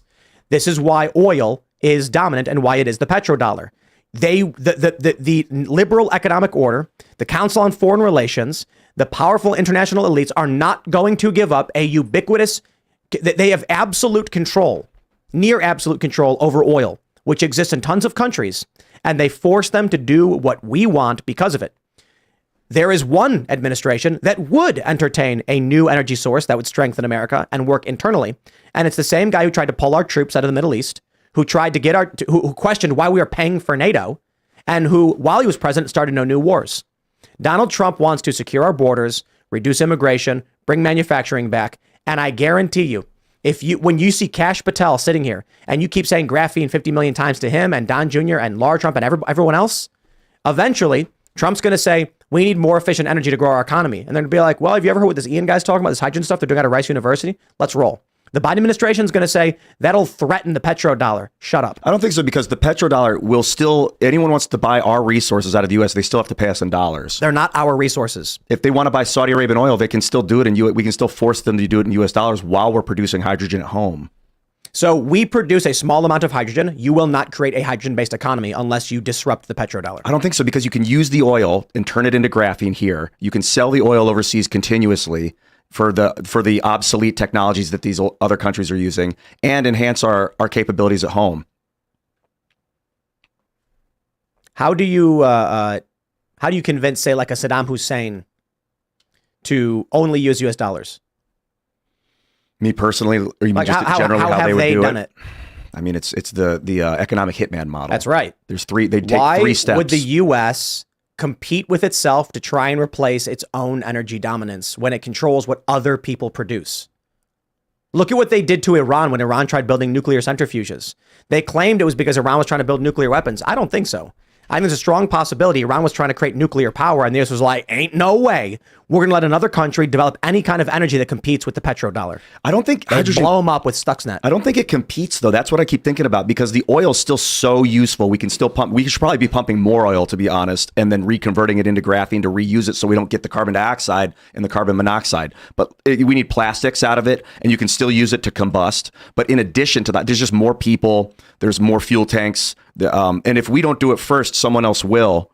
And that's well, like, the French are becoming fully dependent on nuclear power. They're building a crap ton of nuclear silos almost everywhere. the problem with nuclear is it's not a fuel source. It's an energy source, but fuel is either hydrogen, carbon, or plutonium. There is fuel that you put into some nuclear reactors, but it's not transportable. Like portable fuel. Fuel is portable. That's why it's called fuel, or why what signifies as an energy source is portable. And so nuclear is fantastic, and especially closed system recycling, like where you get thorium salt breeder reactors that can make more thorium salt. Those are great, but they're stuck in one place, and then you're reliant on grids to get it out. This stuff you can just carry around with you. You can put 8 hydrogen cartridges in your battery in your electric car and charge that thing for 12,000 miles, and then go fill it up for 9 cents in like 13 seconds. Let's jump to the next subject. Ladies and gentlemen, we have tremendous news. You wanna read this one, Luke? Oh, goodness. This one triggered me a little bit. This one's from Fox Business. Southwest Airlines celebrated for policy to give a full row to passengers of size for free. I am fat. And from now on, anytime I fly, I am morbidly obese. Or identifying as morbidly Always. obese. This new policy is apparently, like Luke was saying before the show, like you walk up to the counter and you say, I'm fat, so give me free seats, and they will. Yes, exactly. Do they weigh you beforehand? There's they can't. I don't think they can. I think that'd be illegal. I mean, I always like getting a lot. But you know, God forbid your bag is 5 pounds overweight. Right. All right. This is the argument I've been making for a very long time, because I've been flying, especially all over Europe, all over the world. But in Europe, they nickel and dime you any way they can, especially when it comes to bringing on even just the carry-on, which they charge you up the wazoo. And I remember my luggage was like a couple kilos over, and I'm like, look how skinny I am. Look at those guys over there. They're morbidly obese. Why are they not paying more? Why am I paying more for my bag? Here's what we should do. We should get like an inflatable suit. Right. And then you walk up to the counter and you go, I need extra seats. When they give you the ticket, then you poke, the thing goes, and then you shrink down and be like, thanks for the extra seats. Just see what they would do. Why is it a whole row? Is that real though? They're really Yes. going to give the whole row? And there's people doing this. There's a video of a woman with a mask, not surprisingly, probably we can't say it here. That got on to the thing, videotaped herself doing it, and literally came up and said, "Hey, I need an extra seat." Right. And people were like, "All right." I mean, not to disparage overweight people, but it is sometimes like inconvenient to sit next to somebody that's kind of taking a part of your seat. Like I've had that Yeah, experience. the before. Americans are getting bigger. The seats and the airlines are getting smaller. And Here we go. It's horrible. You guys ready for this one? Yeah. Hi, it's okay. I'm hoping to use your customer size policy today. Customer of size. Yes, I'm leaving. Yes. Thank you. Okay, thank you so much for your help. She got 2 May I have a tickets. seatbelt extender, please? And a seatbelt extender. Thank you very much. Thank you.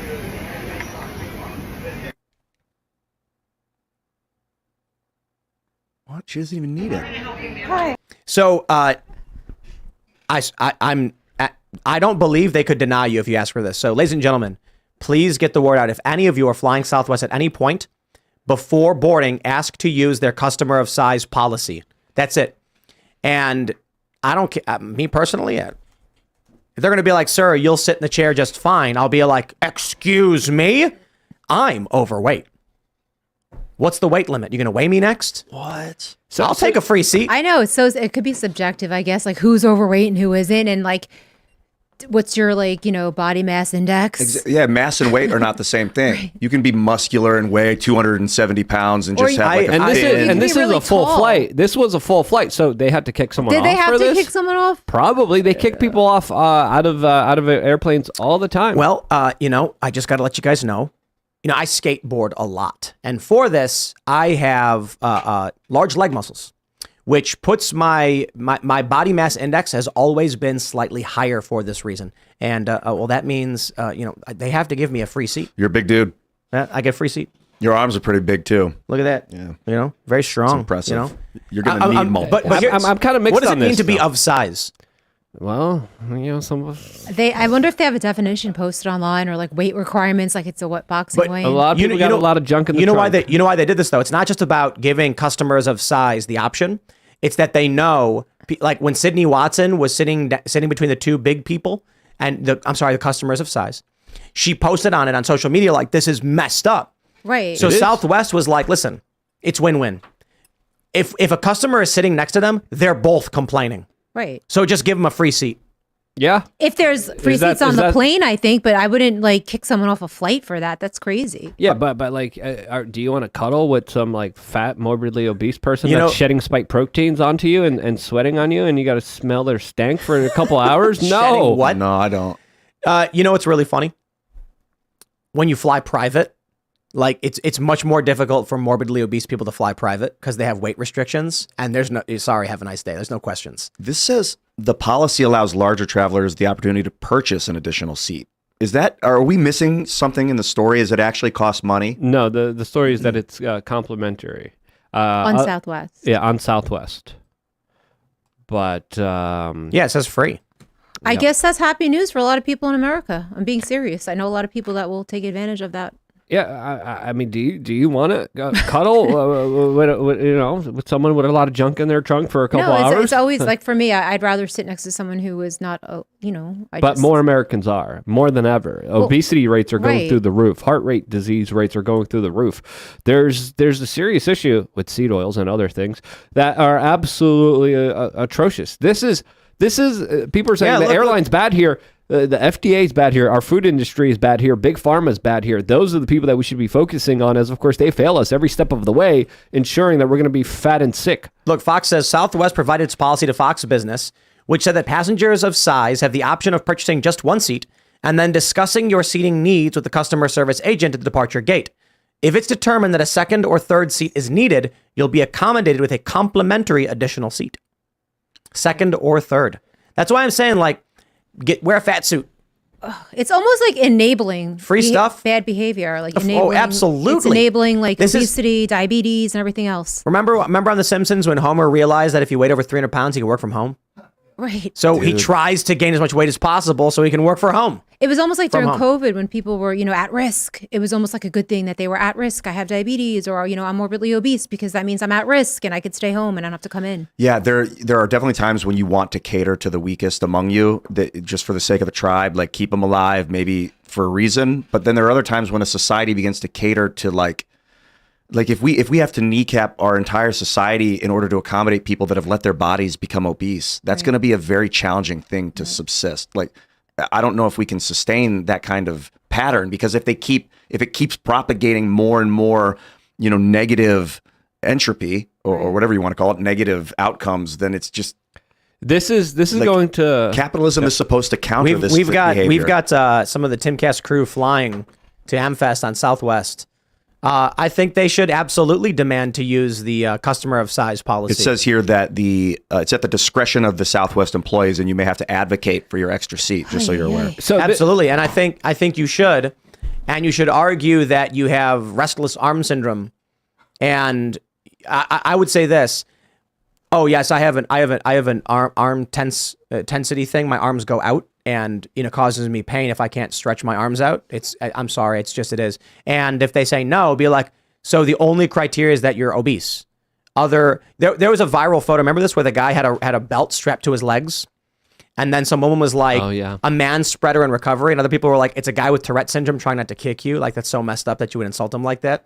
I did that in an airplane. I put something around my knees because I fell asleep and I didn't want to knee the girl Right. next to I me. mean, what if you hold on? What if you said, flight gate lady, I have very large testicles, and I need to keep As I often do, I yes. need to keep my legs spread open the length of 3 seats. We're all going to be better off. Trust me. Yes. Somebody has to wear a body camera and just pull all these things and see Hey, what passes. technically, men should have bigger seats. Okay, we got a man spread. We got to let the boys. We got to let the boys breathe for our masculinity. I loved that season of the Culture War, the man spreading one, where it was like a whole bunch of guys were like, "Duh, why do all these men man spread?" And it's like, you're saying a lot about your junk right now.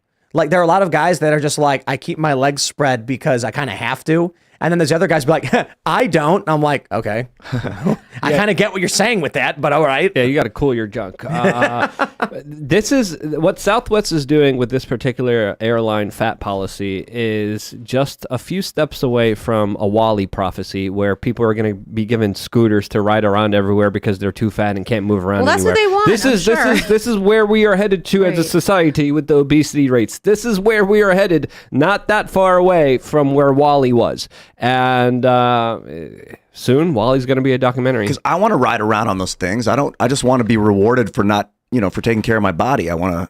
I was actually a trainer on The Biggest Loser. What was it like? And it gives me a lot of empathy toward overweight people. And I come from a family. I'm half Italian, half Chinese. On my Italian side, there's a lot of morbidly obese people on it. So thank God I have my Chinese side to balance it out. But it's just, I feel like, how was Biggest Loser? It was great working with people, but they have like decades, obviously, and decades of history, mental history, and it's very hard to lose weight once you get to a certain age, especially like I'd say 50. Like you have decades of trauma of being an overweight person. But I feel like the country enables it, and not just with stuff like this, but with all this processed stuff they put in the food. A lot of that stuff is really what causes weight gain. All these fake sweeteners, like the corn syrup and everything. I think it's actually really easy to lose weight. I think Fasting is huge. For me, it is, and I'm lucky to say that. I've worked with people who are 500 pounds, and yes, you're right. That actually is true. It is very easy to lose weight. It's very easy for them to gain it right back. And that's the issue. So what we're really talking about is, yes, I understand there's glandular issues. I understand some people have It's mental. metabolic It's 100% issues. mental. But if you're just eating lean, like if you're eating, I wouldn't even say lean meat. Have yourself some fatty steak and some greens and vegetables. We go out to eat. I get a Caesar salad with no croutons, and I get a filet mignon with extra butter slopped on top, Right. butter all over that steak. Yeah, I keep telling Tim, don't do the greens. The greens are a scam. Oysters, meat, some fruit, but that's just my diet. Check this That's out, what check I this out. like. Well, you personally. guys are very lucky because that's for most people, like a Frankfurter is protein. You know what I mean? Like that's like in the country, especially with the economy. No, the I way it agree. is. I agree. That's what they think protein is. Well, or like people, what Norman Borlaug, I think, is will go down in history. Okay, well, he probably won't. But I think he should go down in history as a well-to-do but bad person. Norman Borlaug famously increased the crop yield of, I think it was probably wheat. You can fact check me on this one. And what he did was, he's like, now we can produce more wheat and feed more people. The only problem, nutrition density doesn't change. So the starch content increases, the nutrition content decreases.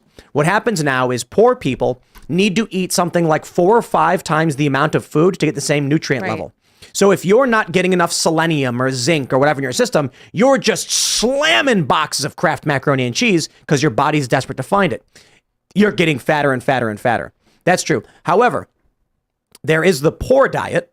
So when I was in LA, I lost a lot of weight because all I would eat was tomatoes on tortillas with mayonnaise. well, you were called kinda being poor. smart because most people would eat like a cup of noodles or rice-a-ronis. These. I couldn't afford a cup of noodles. I went to the local supermercado and I would get like 3 or 4 tomatoes for like 30 cents. Then I would get like a pack of corn tortillas, ingredients, corn water for like 50 cents. And then I would get a little mayonnaise, McCormick mayonnaise or whatever it was, for like 80 cents. And I was like, I've got food for the next few days. And that's all I would eat. Now, I'm not suggesting people actually do that. When I say that it's easy to lose weight, I'm saying let me say this. I mean, relatively to what people expect of weight loss. Chris Christie is not a poor person, right? He is a man of great means, yet he is still morbidly obese and says, I don't know how. And it's like, well, dude, I got to be honest. You perhaps it's a glandular disorder that you can't overcome. Fine, fair point. He did get the bypass surgery. But there are a lot of people I've met who have the capability to eat a steak and a salad, and they choose to have a large Coke and a bowl of French fries and a cheeseburger. Yeah, Chris, he didn't get it wasn't a heart bypass. It was Gastric bypass. Gastric bypass. That's where you like tighten a belt around your Right. stomach. Okay. I think that's what it was, right? A lot of the look food it up. also Lap band. is Lap band, chemically yes. it's chemically engineered to be addicting and to hit the pleasure centers in your brain. But this is also a larger distinction between individuals who prefer short-term pleasure over long-term pleasure, because it's insane what people are willing to do for just 5 seconds of like mouth pleasure, how much they're willing to hurt themselves later down the line, how horrible they're going to be feeling later down the line. There's a reason those Taco Bell memes are real after you eat them, how it just goes through you like a freaking garden hose exploding everywhere. You see Andrew Tate's tweet where he was like, I don't enjoy eating. He's like, I just eat to get it done because you have to do it. And all these like fat leftists are making fun of him. And I'm like, yo, that dude is like solid muscle and a world champion kickboxer. Right. You don't got to like him for any of the other stuff. But like when the guy's talking about fitness, and if you want to be fit, you take advice from a guy who knows what he's doing. But they made fun of him for it. Exactly. Right. And again, as a human being, this is something that I even had problems with myself, especially when I was young, because no one really kind of, told me to consider this or to think about this, because I was, going after those Arizona green teas that are filled with high fructose corn syrup. I was eating a whole bunch of crappy sugary foods because of that pleasure that I was getting really quick off of just hitting it. But then I started to realize I feel like crap afterwards. Why is that? That's not worth it. And then once you kind of trick your mind to say, hey, I'm going to have long-term pleasure, happiness, and success through eating food that actually is nutritious and good for me, life changes. A lot of overnight. people I don't think have that common sense, and it's just sad. And I think it's like a system. Really, is if there's a systematic problem in America, it's with people being overweight. And I'm not saying it's not their fault, but it's just a systematic problem. Like the food, like you go to the store and everything that's marked healthy or diet food is not diet food. It's all lies. It's all lies. And these people, like, they're believing the marketing, and it's very sad. And there's no education program really out there exposing these lies. So let me tell you, I think sugar is gross. I cut it out a couple of years ago and do very little sugars.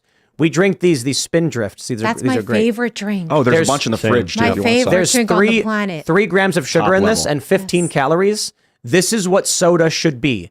A little bit of juice with carbonated water, and they taste amazing. You can always add some And from honey. what I understand too, those things have a liner so that the aluminum doesn't leach into the actual. Well, the plastic's soda. worse than the aluminum. Is it BPA free? Maybe I don't know. I was reading the marketing for that. Some Cans are. lined with plastic. I would not be. I don't know if it's plastic, but it's a liner that supposedly blocks like the aluminum from leaching into the drink. But that sounds like marketing because I'd rather have the aluminum than the plastic. But either way. But that tastes my point different. is this. It does. It's good. I stopped drinking sodas and sugar. I can't drink soda. It's disgusting. Oh, It's man. gross. It's like the way I would describe it to someone who's drinking soda regularly. Imagine just having a glass of maple syrup.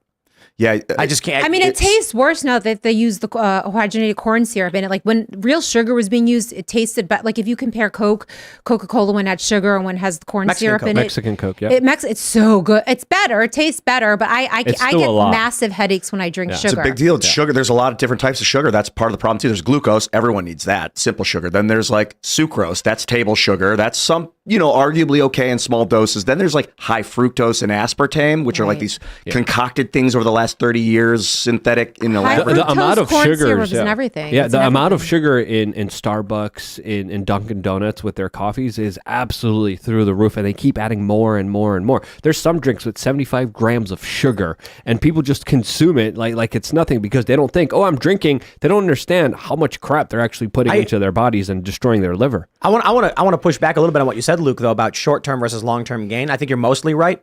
But I went to a local Mexican restaurant and I got steak fajitas, and I think it was like $12. And I got to tell you, that's short-term pleasure, dude. Steaks are pretty good. Yeah. Steak fajita, and it was not expensive, and it was marinated steak, sliced into strips, grilled with peppers and onions, and I'm like, right there, you got a low-carb, healthy, protein-dense meal, and it was only like 12 or something bucks. Well, you would think that if they really cared about the health of America, this is what I said throughout the pandemic when they were really pushing, the vaccines. Why aren't they pushing more programs telling people to how to cook inexpensive, healthy meals, like grill meat for your family? Because there's too buy many of you. vegetables. But I can give you some advice. But it could- love You are said the that. carbon that they want to reduce. If you want to go cheap, if you got like $30 or $40 a week that you want to buy on red lentils, I'm looking at it right now at Walmart. They're $2.18 a pound. And you can get buy them in bulk. This is what you want to do. You want to buy food in bulk. You want to get red lentils, maybe and a vegetable like sliced mushrooms or sliced green peppers. Just get enough of it, and then salt and a little and olive oil. Get a big thing of olive oil, You're good to go, man. You heat those lentils up and then you boil them. They turn into like a paste that you can add vegetables to. Freaking delicious and protein dense. It sounds great. Yeah. Most people don't even know what lentils are. It's like, it's very sad and it's very scary. Like the best things to eat are things that have one ingredient. I say like lentils have one ingredient. Lentils. Oranges have one ingredient. Oranges. And people are eating this stuff with like 20 or 30 ingredients that are labeled as healthy food. Like I have many relatives that are like, oh, I have this like healthy cereal. See, it says healthy choice on the box.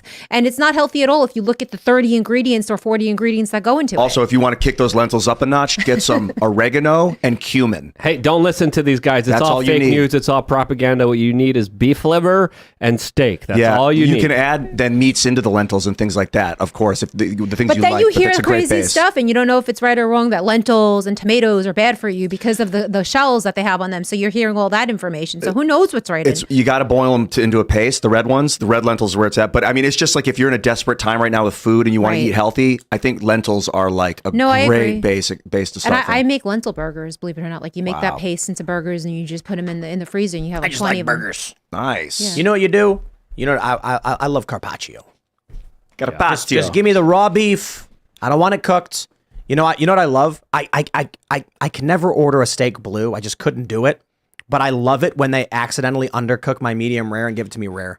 Just because then I have an excuse to be like, oh, look at that. You know, Seth Weathers was saying to me yesterday, rare meat. He said raw meat, and he was joking, but he was like, no, I mean medium rare. But you like rare too? I like rare better. But I guess you're supposed to get it medium rare. It's the proper way to do it. I always say chef's choice, and they go medium rare. And I say okay. Do you guys? But if they do it, I if usually get well done because blood grosses me out. I'm not going to lie. there's no blood. It does. It's not blood. It's not blood. The red coloring of the meat, just Yeah, it's not blood. It's not blood. hemoglobin or something? whatever It's not that red hemoglobin. is. What is the red? It's out. what is it? Amylin or something? I don't know. Some protein. It reminds me of blood, I guess. So I don't. But if I order a steak, It's what is it? myoglobin. Myoglobin. It's a mix of water and so protein. it's not blood. Yeah, Wow, correct. that's No, it's interesting good to for you. know. If I order a steak medium rare and it's medium, send it back. If I order medium rare and it's rare, I enjoy it. I'm kind of feeling a rare meat right now. There's nothing better than a ribeye with all that fat on there. It's so freaking. I'm And so cows hungry are such right now. beautiful animals. They are Let's hear you beautiful. guys. I want to so eat. amazing. Wow, cows. let's go I to- see why the Hindus worshipped the cow. They didn't eat it though. Are you sure? Yeah, I knew a Hare Krishna guy, and I asked him about it, and he was like, "The cow is your mother. It provides you milk and sustains you. Don't eat your mother." And I was like, "Okay, I do. I eat beef. I don't know. I guess you can call it whatever you want." All right, we're gonna go to super chats. If you haven't already, would you kindly smash that like button, subscribe to this channel, share the show with your friends, head over to timcast.com, click join us, become a member, because that members only uncensored show is coming up in just 20 or so minutes. It's going to be a blast. And also, throughout the show, I'm getting notifications on the marketing play that we're going to be rolling out for this next week with the new song "Together Again" by Smokey Mike and the God King. And I don't want to say too much, but I'm just laughing. I'm trying not to laugh too loud, but this is going to be fun. We're working on a press release. That's all I'll say. And then tomorrow, I think I'll post it so you can all see it. But it's going to be really, really funny. So if you want to support our work, go to thebestsongever.com. Buy the song for 69 cents. And when you do, you will also get a unique coupon code for castbrew.com where you can get 35% off all Cast purchases for 2 weeks. And if you subscribe to a subscription in that time frame, you will get 35% off every month forever. In fact, we're actually setting it up so that if you subscribe to the Cast Brew Coffee Club with this promo code, and then say maybe in 3 or 4 months you cancel, at any point ever, if you re-sign up with your original information, like your same email, we will relight up that 35% discount. So let's roll, man. We're gonna have a lot of fun. The Daily Wire is working with us on the marketing for this, so hopefully it'll be really big. And I guess we're going for pie in the sky. I mean, the dream would be to hit the Hot 100 and get a gold record or I something. listened to the song 3 times last night, laying in bed, going to sleep. It's really good. Sure, let's read some super chats. Clint Torres says, "Howdy, people. Howdy, Clint. You're always the first." Clint. Tim P says, "Second place is for the best loser. Also interested in franchising Cast Brew Coffee. How could we do that? I know a guy who might be interested." We are moving very close to whatever it is we need to do in order to have more than one Cast Brew location. and I have to wait until I can say anything because finalizing paperwork and there's laws. I had an email from Coffee Lady. Is that public? Should I announce it publicly if you want to do stuff like that? No. Okay. We can't do anything until we have finalized the legal paperwork for franchising. So we're waiting for Chef Gruel, which everything's moving forward. He's the expert. We're really excited. And then phase 2, after we launch this, we are looking to open shops for other prominent creators. So like, Luke's Health and Wellness. Yeah. That's like what his house is. Yeah, absolutely. Oh, it is. Like Luke's got every supplement you've ever heard of. It's good. If you're in the business, you got to try everything out. So imagine when we're creating the anti-Times Square. Here's the big challenge. Everybody's interested. I've talked to a lot of people about anti-Times Square in Williamsburg, and they're all like, "Yes, count me in." And then I'm like, "Okay, we need someone to manage the whole project and connect the dots." And everyone shrugs. And the only reason it's not moving faster is because we need basically the head of the anti-Times Square project to do it. Maybe it's as simple as me hitting up Michael Seifert and being like, can we hire a guy to run this program and do it? And then probably yes. I think I might know a guy. All right, let's roll. Because it's not just about Cast Brew. Imagine the whole downtown strip of Martinsburg, West Virginia is like anti-Times Square, the public square, where you've got, Zuby's Gym and Luke's Health and Wellness, Cousin T's Diner, Papa Jack's Pizza Shack.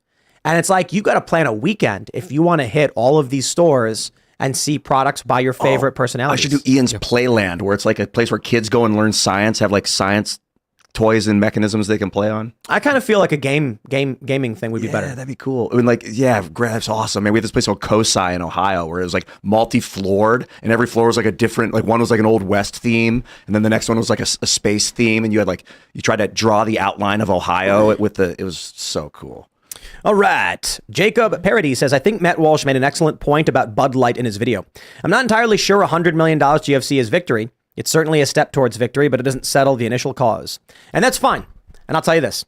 My view is based on what can we do to win? And I've got bad news. Kid Rock is out. Dana White has sided with Bud Light. And Joe Rogan and Shane Gillis and basically all of Joe's friends have sided with Bud Light on more than one occasion. So you can choose to stand against these individuals. Joe Rogan especially, I think he said it was stupid and he doesn't know why people are, I don't know his exact quote, but he was like, it's dumb. And so my view is just kind of like, when the left pushes someone in the middle to the right should respond with, hey man, we're the good people, we're here for you, we're nice and we're reasonable. When they do something bad and the right pushes them and they freak out, the right will still need to be like, don't worry, we're not going to push you away. Because the point of that meme is that the left will shove the people in the middle to the right and then not let them back and start yelling at them and screaming at them, why are you siding with the right? My concern especially is, by all means, never buy Bud Light again. But everyone needs to recognize it's not over. Bud Light is going to make moves come April. And you've got the likes of UFC, Joe Rogan, and Kid Rock all coming out now saying it's over. Kid Rock saying we gave him a black eye, we did what we needed to do, and now we've basically won. But by all means, if don't buy it if you don't want to buy it. I'm just saying there needs to be a strategy for what's the next move, especially with Joe Rogan posting a video. He posted a photo of them with like 30 or 40 cans of Bud Light. That was too far. What are they doing? I mean, I guess money talks. Money talks. It's a huge amount of money that Bud Light gave UFC. And he's really Dana good. White. Yeah, he's good friends with Dana. Yep. But he's a liberal, he's like sort of liberal, Joe Rogan. I think he's like, oh, who cares? They had a transgender person on a beer can. I don't care. I don't see what the big deal is. Like, that's his whole attitude towards it. I feel like we're trying to win a culture war and we're trying to win control of the narrative. And we're trying to convince people that this is the side to be on because the left is crackpots and they're crazy. Joe Rogan just posted a photo of him with all of these beer cans. I feel like now your opportunity is to stand in front of that photo, laugh and say, ha ha ha, we won, all of you. When you get woke, you go broke, but we're cool, chill people. So now that you've started funding our friends, we'll declare victory. That's why Joe Rogan is celebrating Bud Light, because he agrees with us. Instead, everyone's saying, I disagree with Joe Rogan, he's wrong. And you're going to find yourselves on the opposite side, on the minority side, and then the boycott narrative is going to fail. But by all means, do whatever you want to do. I mean, how's Target doing? Is it doing better now? Did they ever recover? I don't know. I think they're all still down. And I suppose the issue is, a lot of people are arguing like the end goal is that Bud Light has no money. And I'm like, well, the end goal is for me that any single corporation says we don't go near insert X group of people because they will destroy our business. If conservatives are saying we will destroy your business, then you're going to get what were we talking about earlier? Was it Lil Nas? Was he the one who did that Old Country Road or whatever? Yes. Yeah. That's the longest number one on Billboard chart history. Fascinating. He had the biggest hit ever. And what did he do right afterwards? He made a video where he was banging Satan and he put his blood in shoes, basically spitting on every single conservative. Why? Because the music industry said, you're number one, you're the best, and these guys will never buy your product anyway. And he said, okay, then let's double down on everything that will piss them off. Why? It'll generate press force in the other direction and push other groups to spend money on us. My concern is when they realize that the right is a dead market, they'll say, okay, well then how can we maximize the left? Let's reach out to them. I guarantee you the HRC, GLAAD, and other organizations will go to Bud Light and say, you double down on the beer cans and we will push everyone to support you. Every news organization, every politician, every Democrat, and they might just go, screw it. We lost the conservatives, they're never coming back. Roll. Right. Maybe I'm wrong. Whatever. Do whatever you want to do. All right, let's grab some more super chats. Andre Tukulescu says, Bill C-21 has just passed in Canada. RIP gun ownership. Look it up. It's bad. Phasing out handguns and center fire semi-autos. Wow. So everything? Man. Alpha Turkey says, Tim, the red heifer needs to be 2.5 years old. It turns that in 2024, which is 7 years, including 2024, before the 2030 SDGs, exactly 2,000 years after Christ died and resurrected. Oh, boy. The I don't. Oh, it's like a biblical prophecy. The red heifer is a some prophecy for the Revelations second coming, or Right. if you're Jewish, it's the Messianic era, the coming of the Messiah. And if you're Right. Christian, it's a second coming. Right. So what is he saying? He's saying that. You need a pure red heifer for the third temple for the Messianic era. And there's a group claiming that they have a pure red heifer, which is never, it's really hard to make. They tried engineering them, but Right. A red heifer. That's like an animal. it's a cow. A red cow. Yeah, right. female cow is a heifer. A red cow with no blemishes and is pure red. And there's never been a female unblemished heifer in history. There have been, but they need it for, I believe it will be the third time. So it comes on, it's once every few thousand years they Right. get them. And so you have groups that are trying to genetically engineer them. But I don't think that would count if it was genetically engineered. It does count. It does. Yeah, the argument among these groups is that so there's two ways to look at it. One is that it's a sign, the other is that it's a requirement. Right. So you can argue like, if you see the cow, that means it's going to happen, whereas others say, I would like this to happen, then bring me the cow. The heifer is a mature female cattle that has not given birth. Could you imagine if they had the perfect heifer and right before it happened, some guy took a bull in and impregnated it, and they're like, no. They would say, don't let it give birth. You think they just abort the? Yeah. Maybe, because it's all technicalities, man. Okay. Ready to Rumble says tap dancing is better than skateboarding. Whoa, shots fired. That is an opinion you are allowed to have. I have no argument because you are allowed to believe that. You were always allowed to believe that, and I respect that you feel that way. Thank you. People are allowed to like and not like things, man. I've got no beef with tap dancing. I think it's cool. I think people are good at it. I just don't enjoy it. So I don't listen to it. I don't watch it, and I'm like not interested. I thought Fosse was really awesome. I watched Street League Super Crown Sao Paulo today. It's like from 2 weeks ago, but I was just like, man, that was amazing. What is it? It's like watching baseball, but for skateboarding. You know what I mean? Oh. Yeah. So you're watching a skate contest. Yeah, dude. Who was it? Was it Giovanni? Someone did a fakey frontside 180 to back Smith down the big handrail, and the commentators, the judges, were just like, "That is not a trick people do," and it's a gnarly trick. He basically won because of it. Yeah, you jump backwards, blindsided onto a rail. It's a crazy trick. I don't know, man. It doesn't seem like it's the craziest, but like if you skate, you're like, what the? Amazing stuff. Anyway, watch your tap dancing videos. Sounds like they're fun. Golden Fleece Game says, of course a Christian named Michael would strike down Satan. That's a good one. Here we go. Supercrete Creation says, hey everyone, this has nothing to do with the topic, but I do love Timcast. I'm from Wisconsin, and I make cool concrete statues with music and just started a channel. Would love everyone's support. Right on. What was the channel? Supercrete Creations. You know what I've always wanted to do is clay pottery. Me too. I just love watching those We should videos get a where potter's like wheel. the dude just like puts his hand and then it turns into a pot. Yeah, you know what I mean. yeah. It's like a big, Like it's a on big ball of Ghost, clay. like Let's how get they a were big. doing that whole You can thing. do the pedal or an electric one. I've been looking at. Pedal's better. You can get it both, so you can do both. But like you're exercising, Yeah. but like you have this mound of clay and the guy puts his hand in the middle and then it just starts hollowing out into a ball. I'm Yeah, like, it that is looks pretty like cool. so much fun. Dude, clay. Talking about getting primal. Clay pots. Yeah. So much fun. And then we got to do glass blowing. Yeah, my buddy did that for a living. That sounds He fun. wrecked his lungs, but he was good at it. What are you, just- middle-aged housewives? Come on now. Like, Clay. You got to learn skills to Let's survive. go. What are you going Let's to do that. do when the collapse happens, Luke? And you're like, how am I going to make a beaker? I don't want any of your beaker. You don't want any beaker. I don't want no beaker. Dude, we I'm could gonna sprinkle some graphene I've been watching in the too clay. much Dr. Stone. We should experiment with this stuff in the clay, the graphene, and see if it gets stronger. Luke's going to be eating wild boar, and I'm going to be riding around on a motorboat.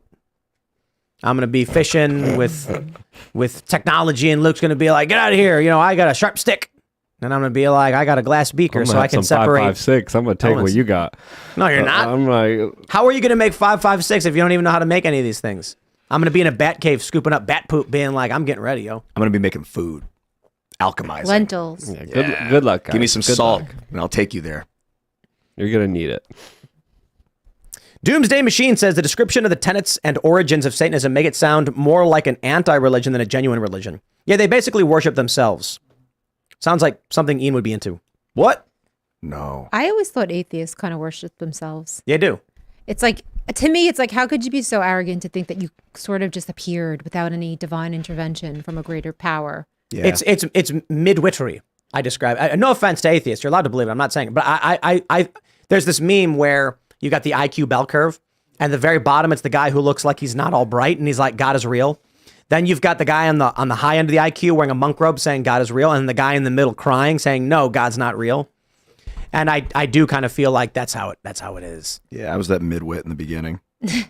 There's Because- no, unless you can prove it, it's not real. But the issue around God is for the midwit, and midwits are not stupid, they're slightly higher IQ. The assumption is that God must be a man in the clouds, as opposed to a force beyond human comprehension with there's a million and one ways to describe, but like the first thing anyone needs to do on this journey from atheism into belief in God is Einsteinian God and understanding that concept that God does not need to be a man in robes. And if that's how you envision it, you have a very limited perspective on what the concept of God is. And I would actually encourage you to look into and read about infinity. And That's then, where it's at.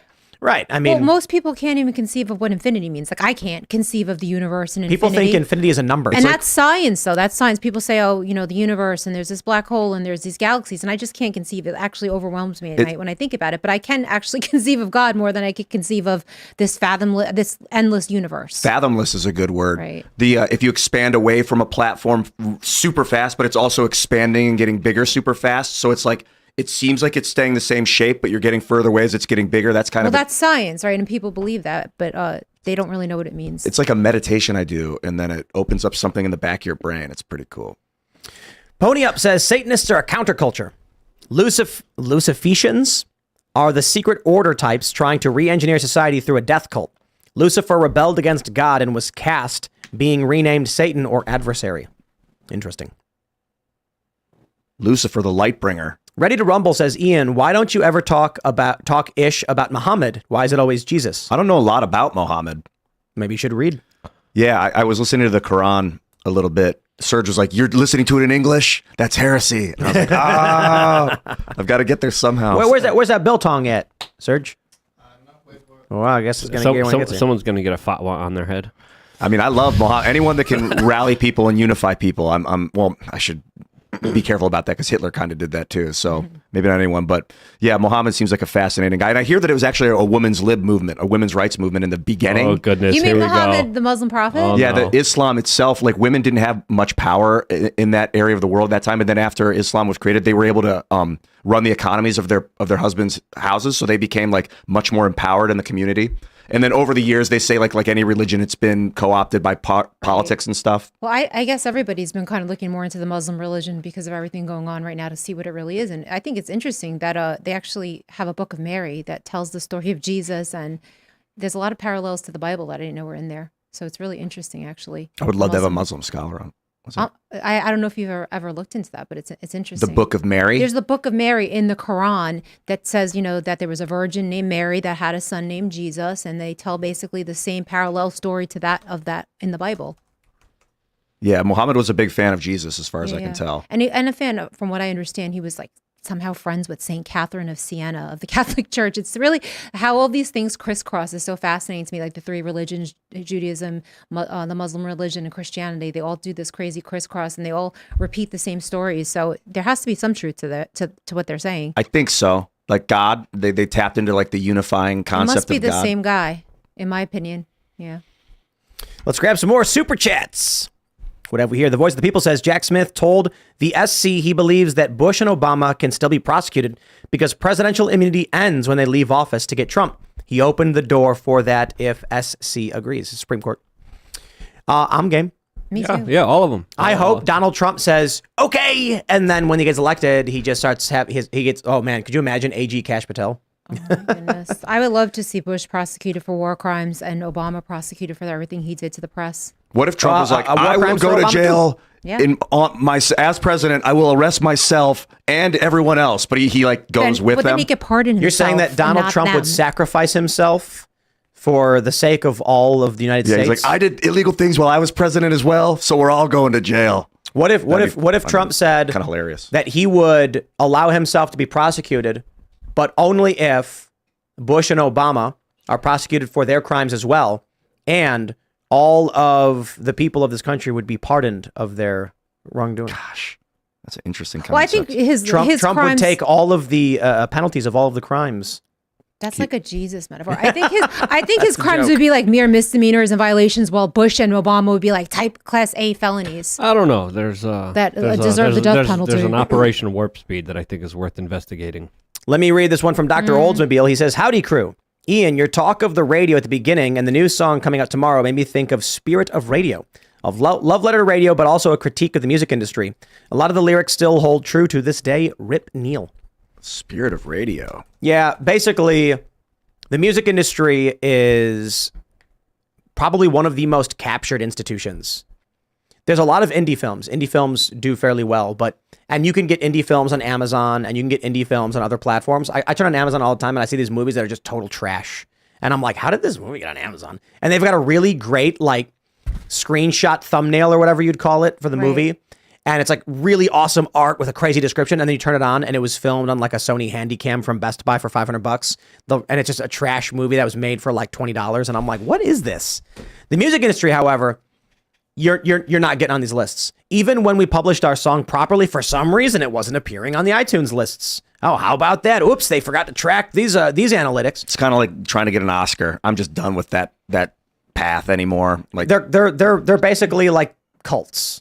Yeah. It's like you have to bend the knee to the people in charge. It's the same. It's the same thing with everything, right? Kevin McCarthy is using the weight of the GOP against people who wanted to challenge the narrative of the party. He was backstabbing Republican candidates who were populist. That's the game. You have to then go to him and say, "I will do whatever you say. Just don't hurt me." Right. This is how the game is played. Well, we're breaking that game. They can't stop us.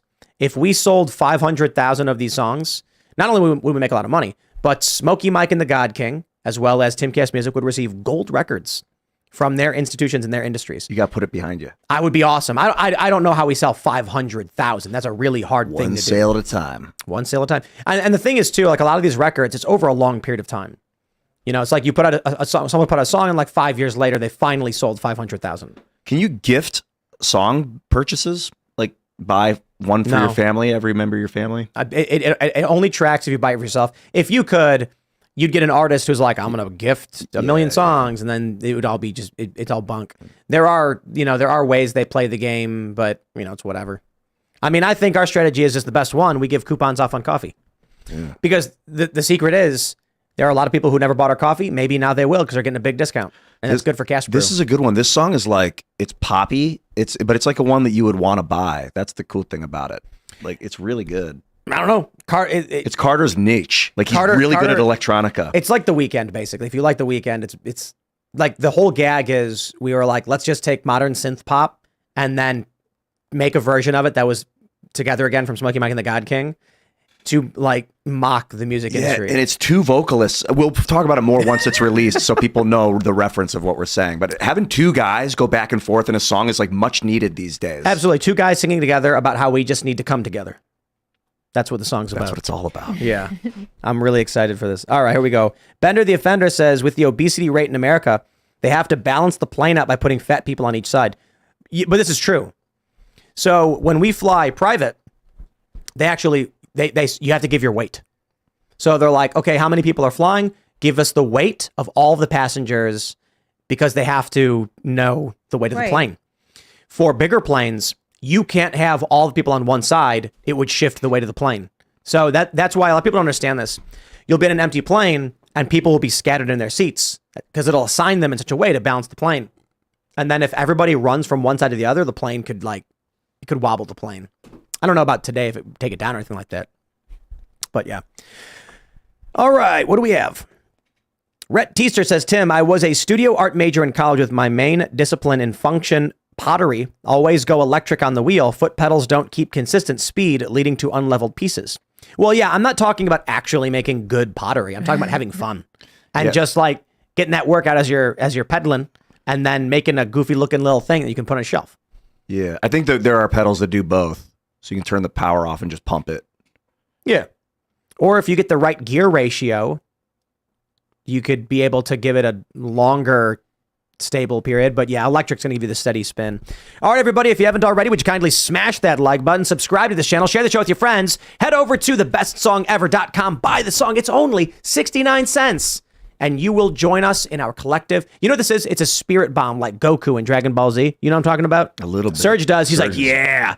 When Goku's like, I'm going to defeat Vegeta, everybody lend me your power. For 69 cents, you buy the song, you check it out, and it helps us and helps the Daily Wire crew. But shout out to Jeremy Boring and Michael Knowles and the rest of the crew at the Daily Wire because I'm talking with their team, and they're going to go ham on marketing as well. We're going to be putting a ton of money in marketing for this one, just because. Like the other thing I announced is we're doing the Boonies prizes. So we're going to be awarding $10,000 every year to the top skateboarder of our choice. That's it. And it's not going to be industry pros. It's going to be like somebody who did something truly incredible. I view it like the Pulitzer prizes of skateboarding. And then maybe even in the first year, we could do BMX, scooting, rollerblading, and skateboarding and give a 10K prize to people who pushed the industry or the sport in some way. I think that would be really, really big. You can follow the show at Timcast IRL. You can follow me personally at Timcast. Cara, do you want to shout anything out? Yeah, sure. If you want to follow me, that would be great. On Twitter, follow me at Cara Castronuova. I'm currently suing Facebook because they banned me for life, but eventually I'll hopefully be back on there. And watch Newsmax on Saturday nights. I'm on a show called Wise Guys with John Tobacco. And definitely subscribe and read The Gateway Pundit. It's a great publication that I also write for, and I'm always writing breaking news on there. Sweet. Cara, thank you so much for coming on. My website is thebestpoliticalshirts.com. The stickers come off on the members area. And ladies, the price is going up in 2024. Just warning you it's ahead inflation. of time. Yeah. Inflation, Bidenomics, and supply and demand here. You know, there's not a lot around that. Again, thebestpoliticalshirts.com. I also have thebestpoliticalshow.com. It would be cool to reach 1 million subscribers. You guys can make that happen. Subscribe on thebestpoliticalshow.com. Thank you so much for having me. It was great, man. This show was awesome. It was like extreme downs and then extreme ups. I had a lot of fun. It was dark and it was light all at once. It's a roller coaster, just like life. Join me as well at Ian Crossland. I interviewed Ashley St. Clair earlier today. We had a lot of fun. We went for like an hour and a half. It was super cool. So follow me on YouTube and Minds and Facebook and Instagram and X and Rumble. Follow me on all those platforms. Bye. I am Serge.com. Find me on the internet, all over the place. Twix is the best. Cheers, guys. We'll see you all over at timcast.com in about 1 minute. Thanks for hanging out.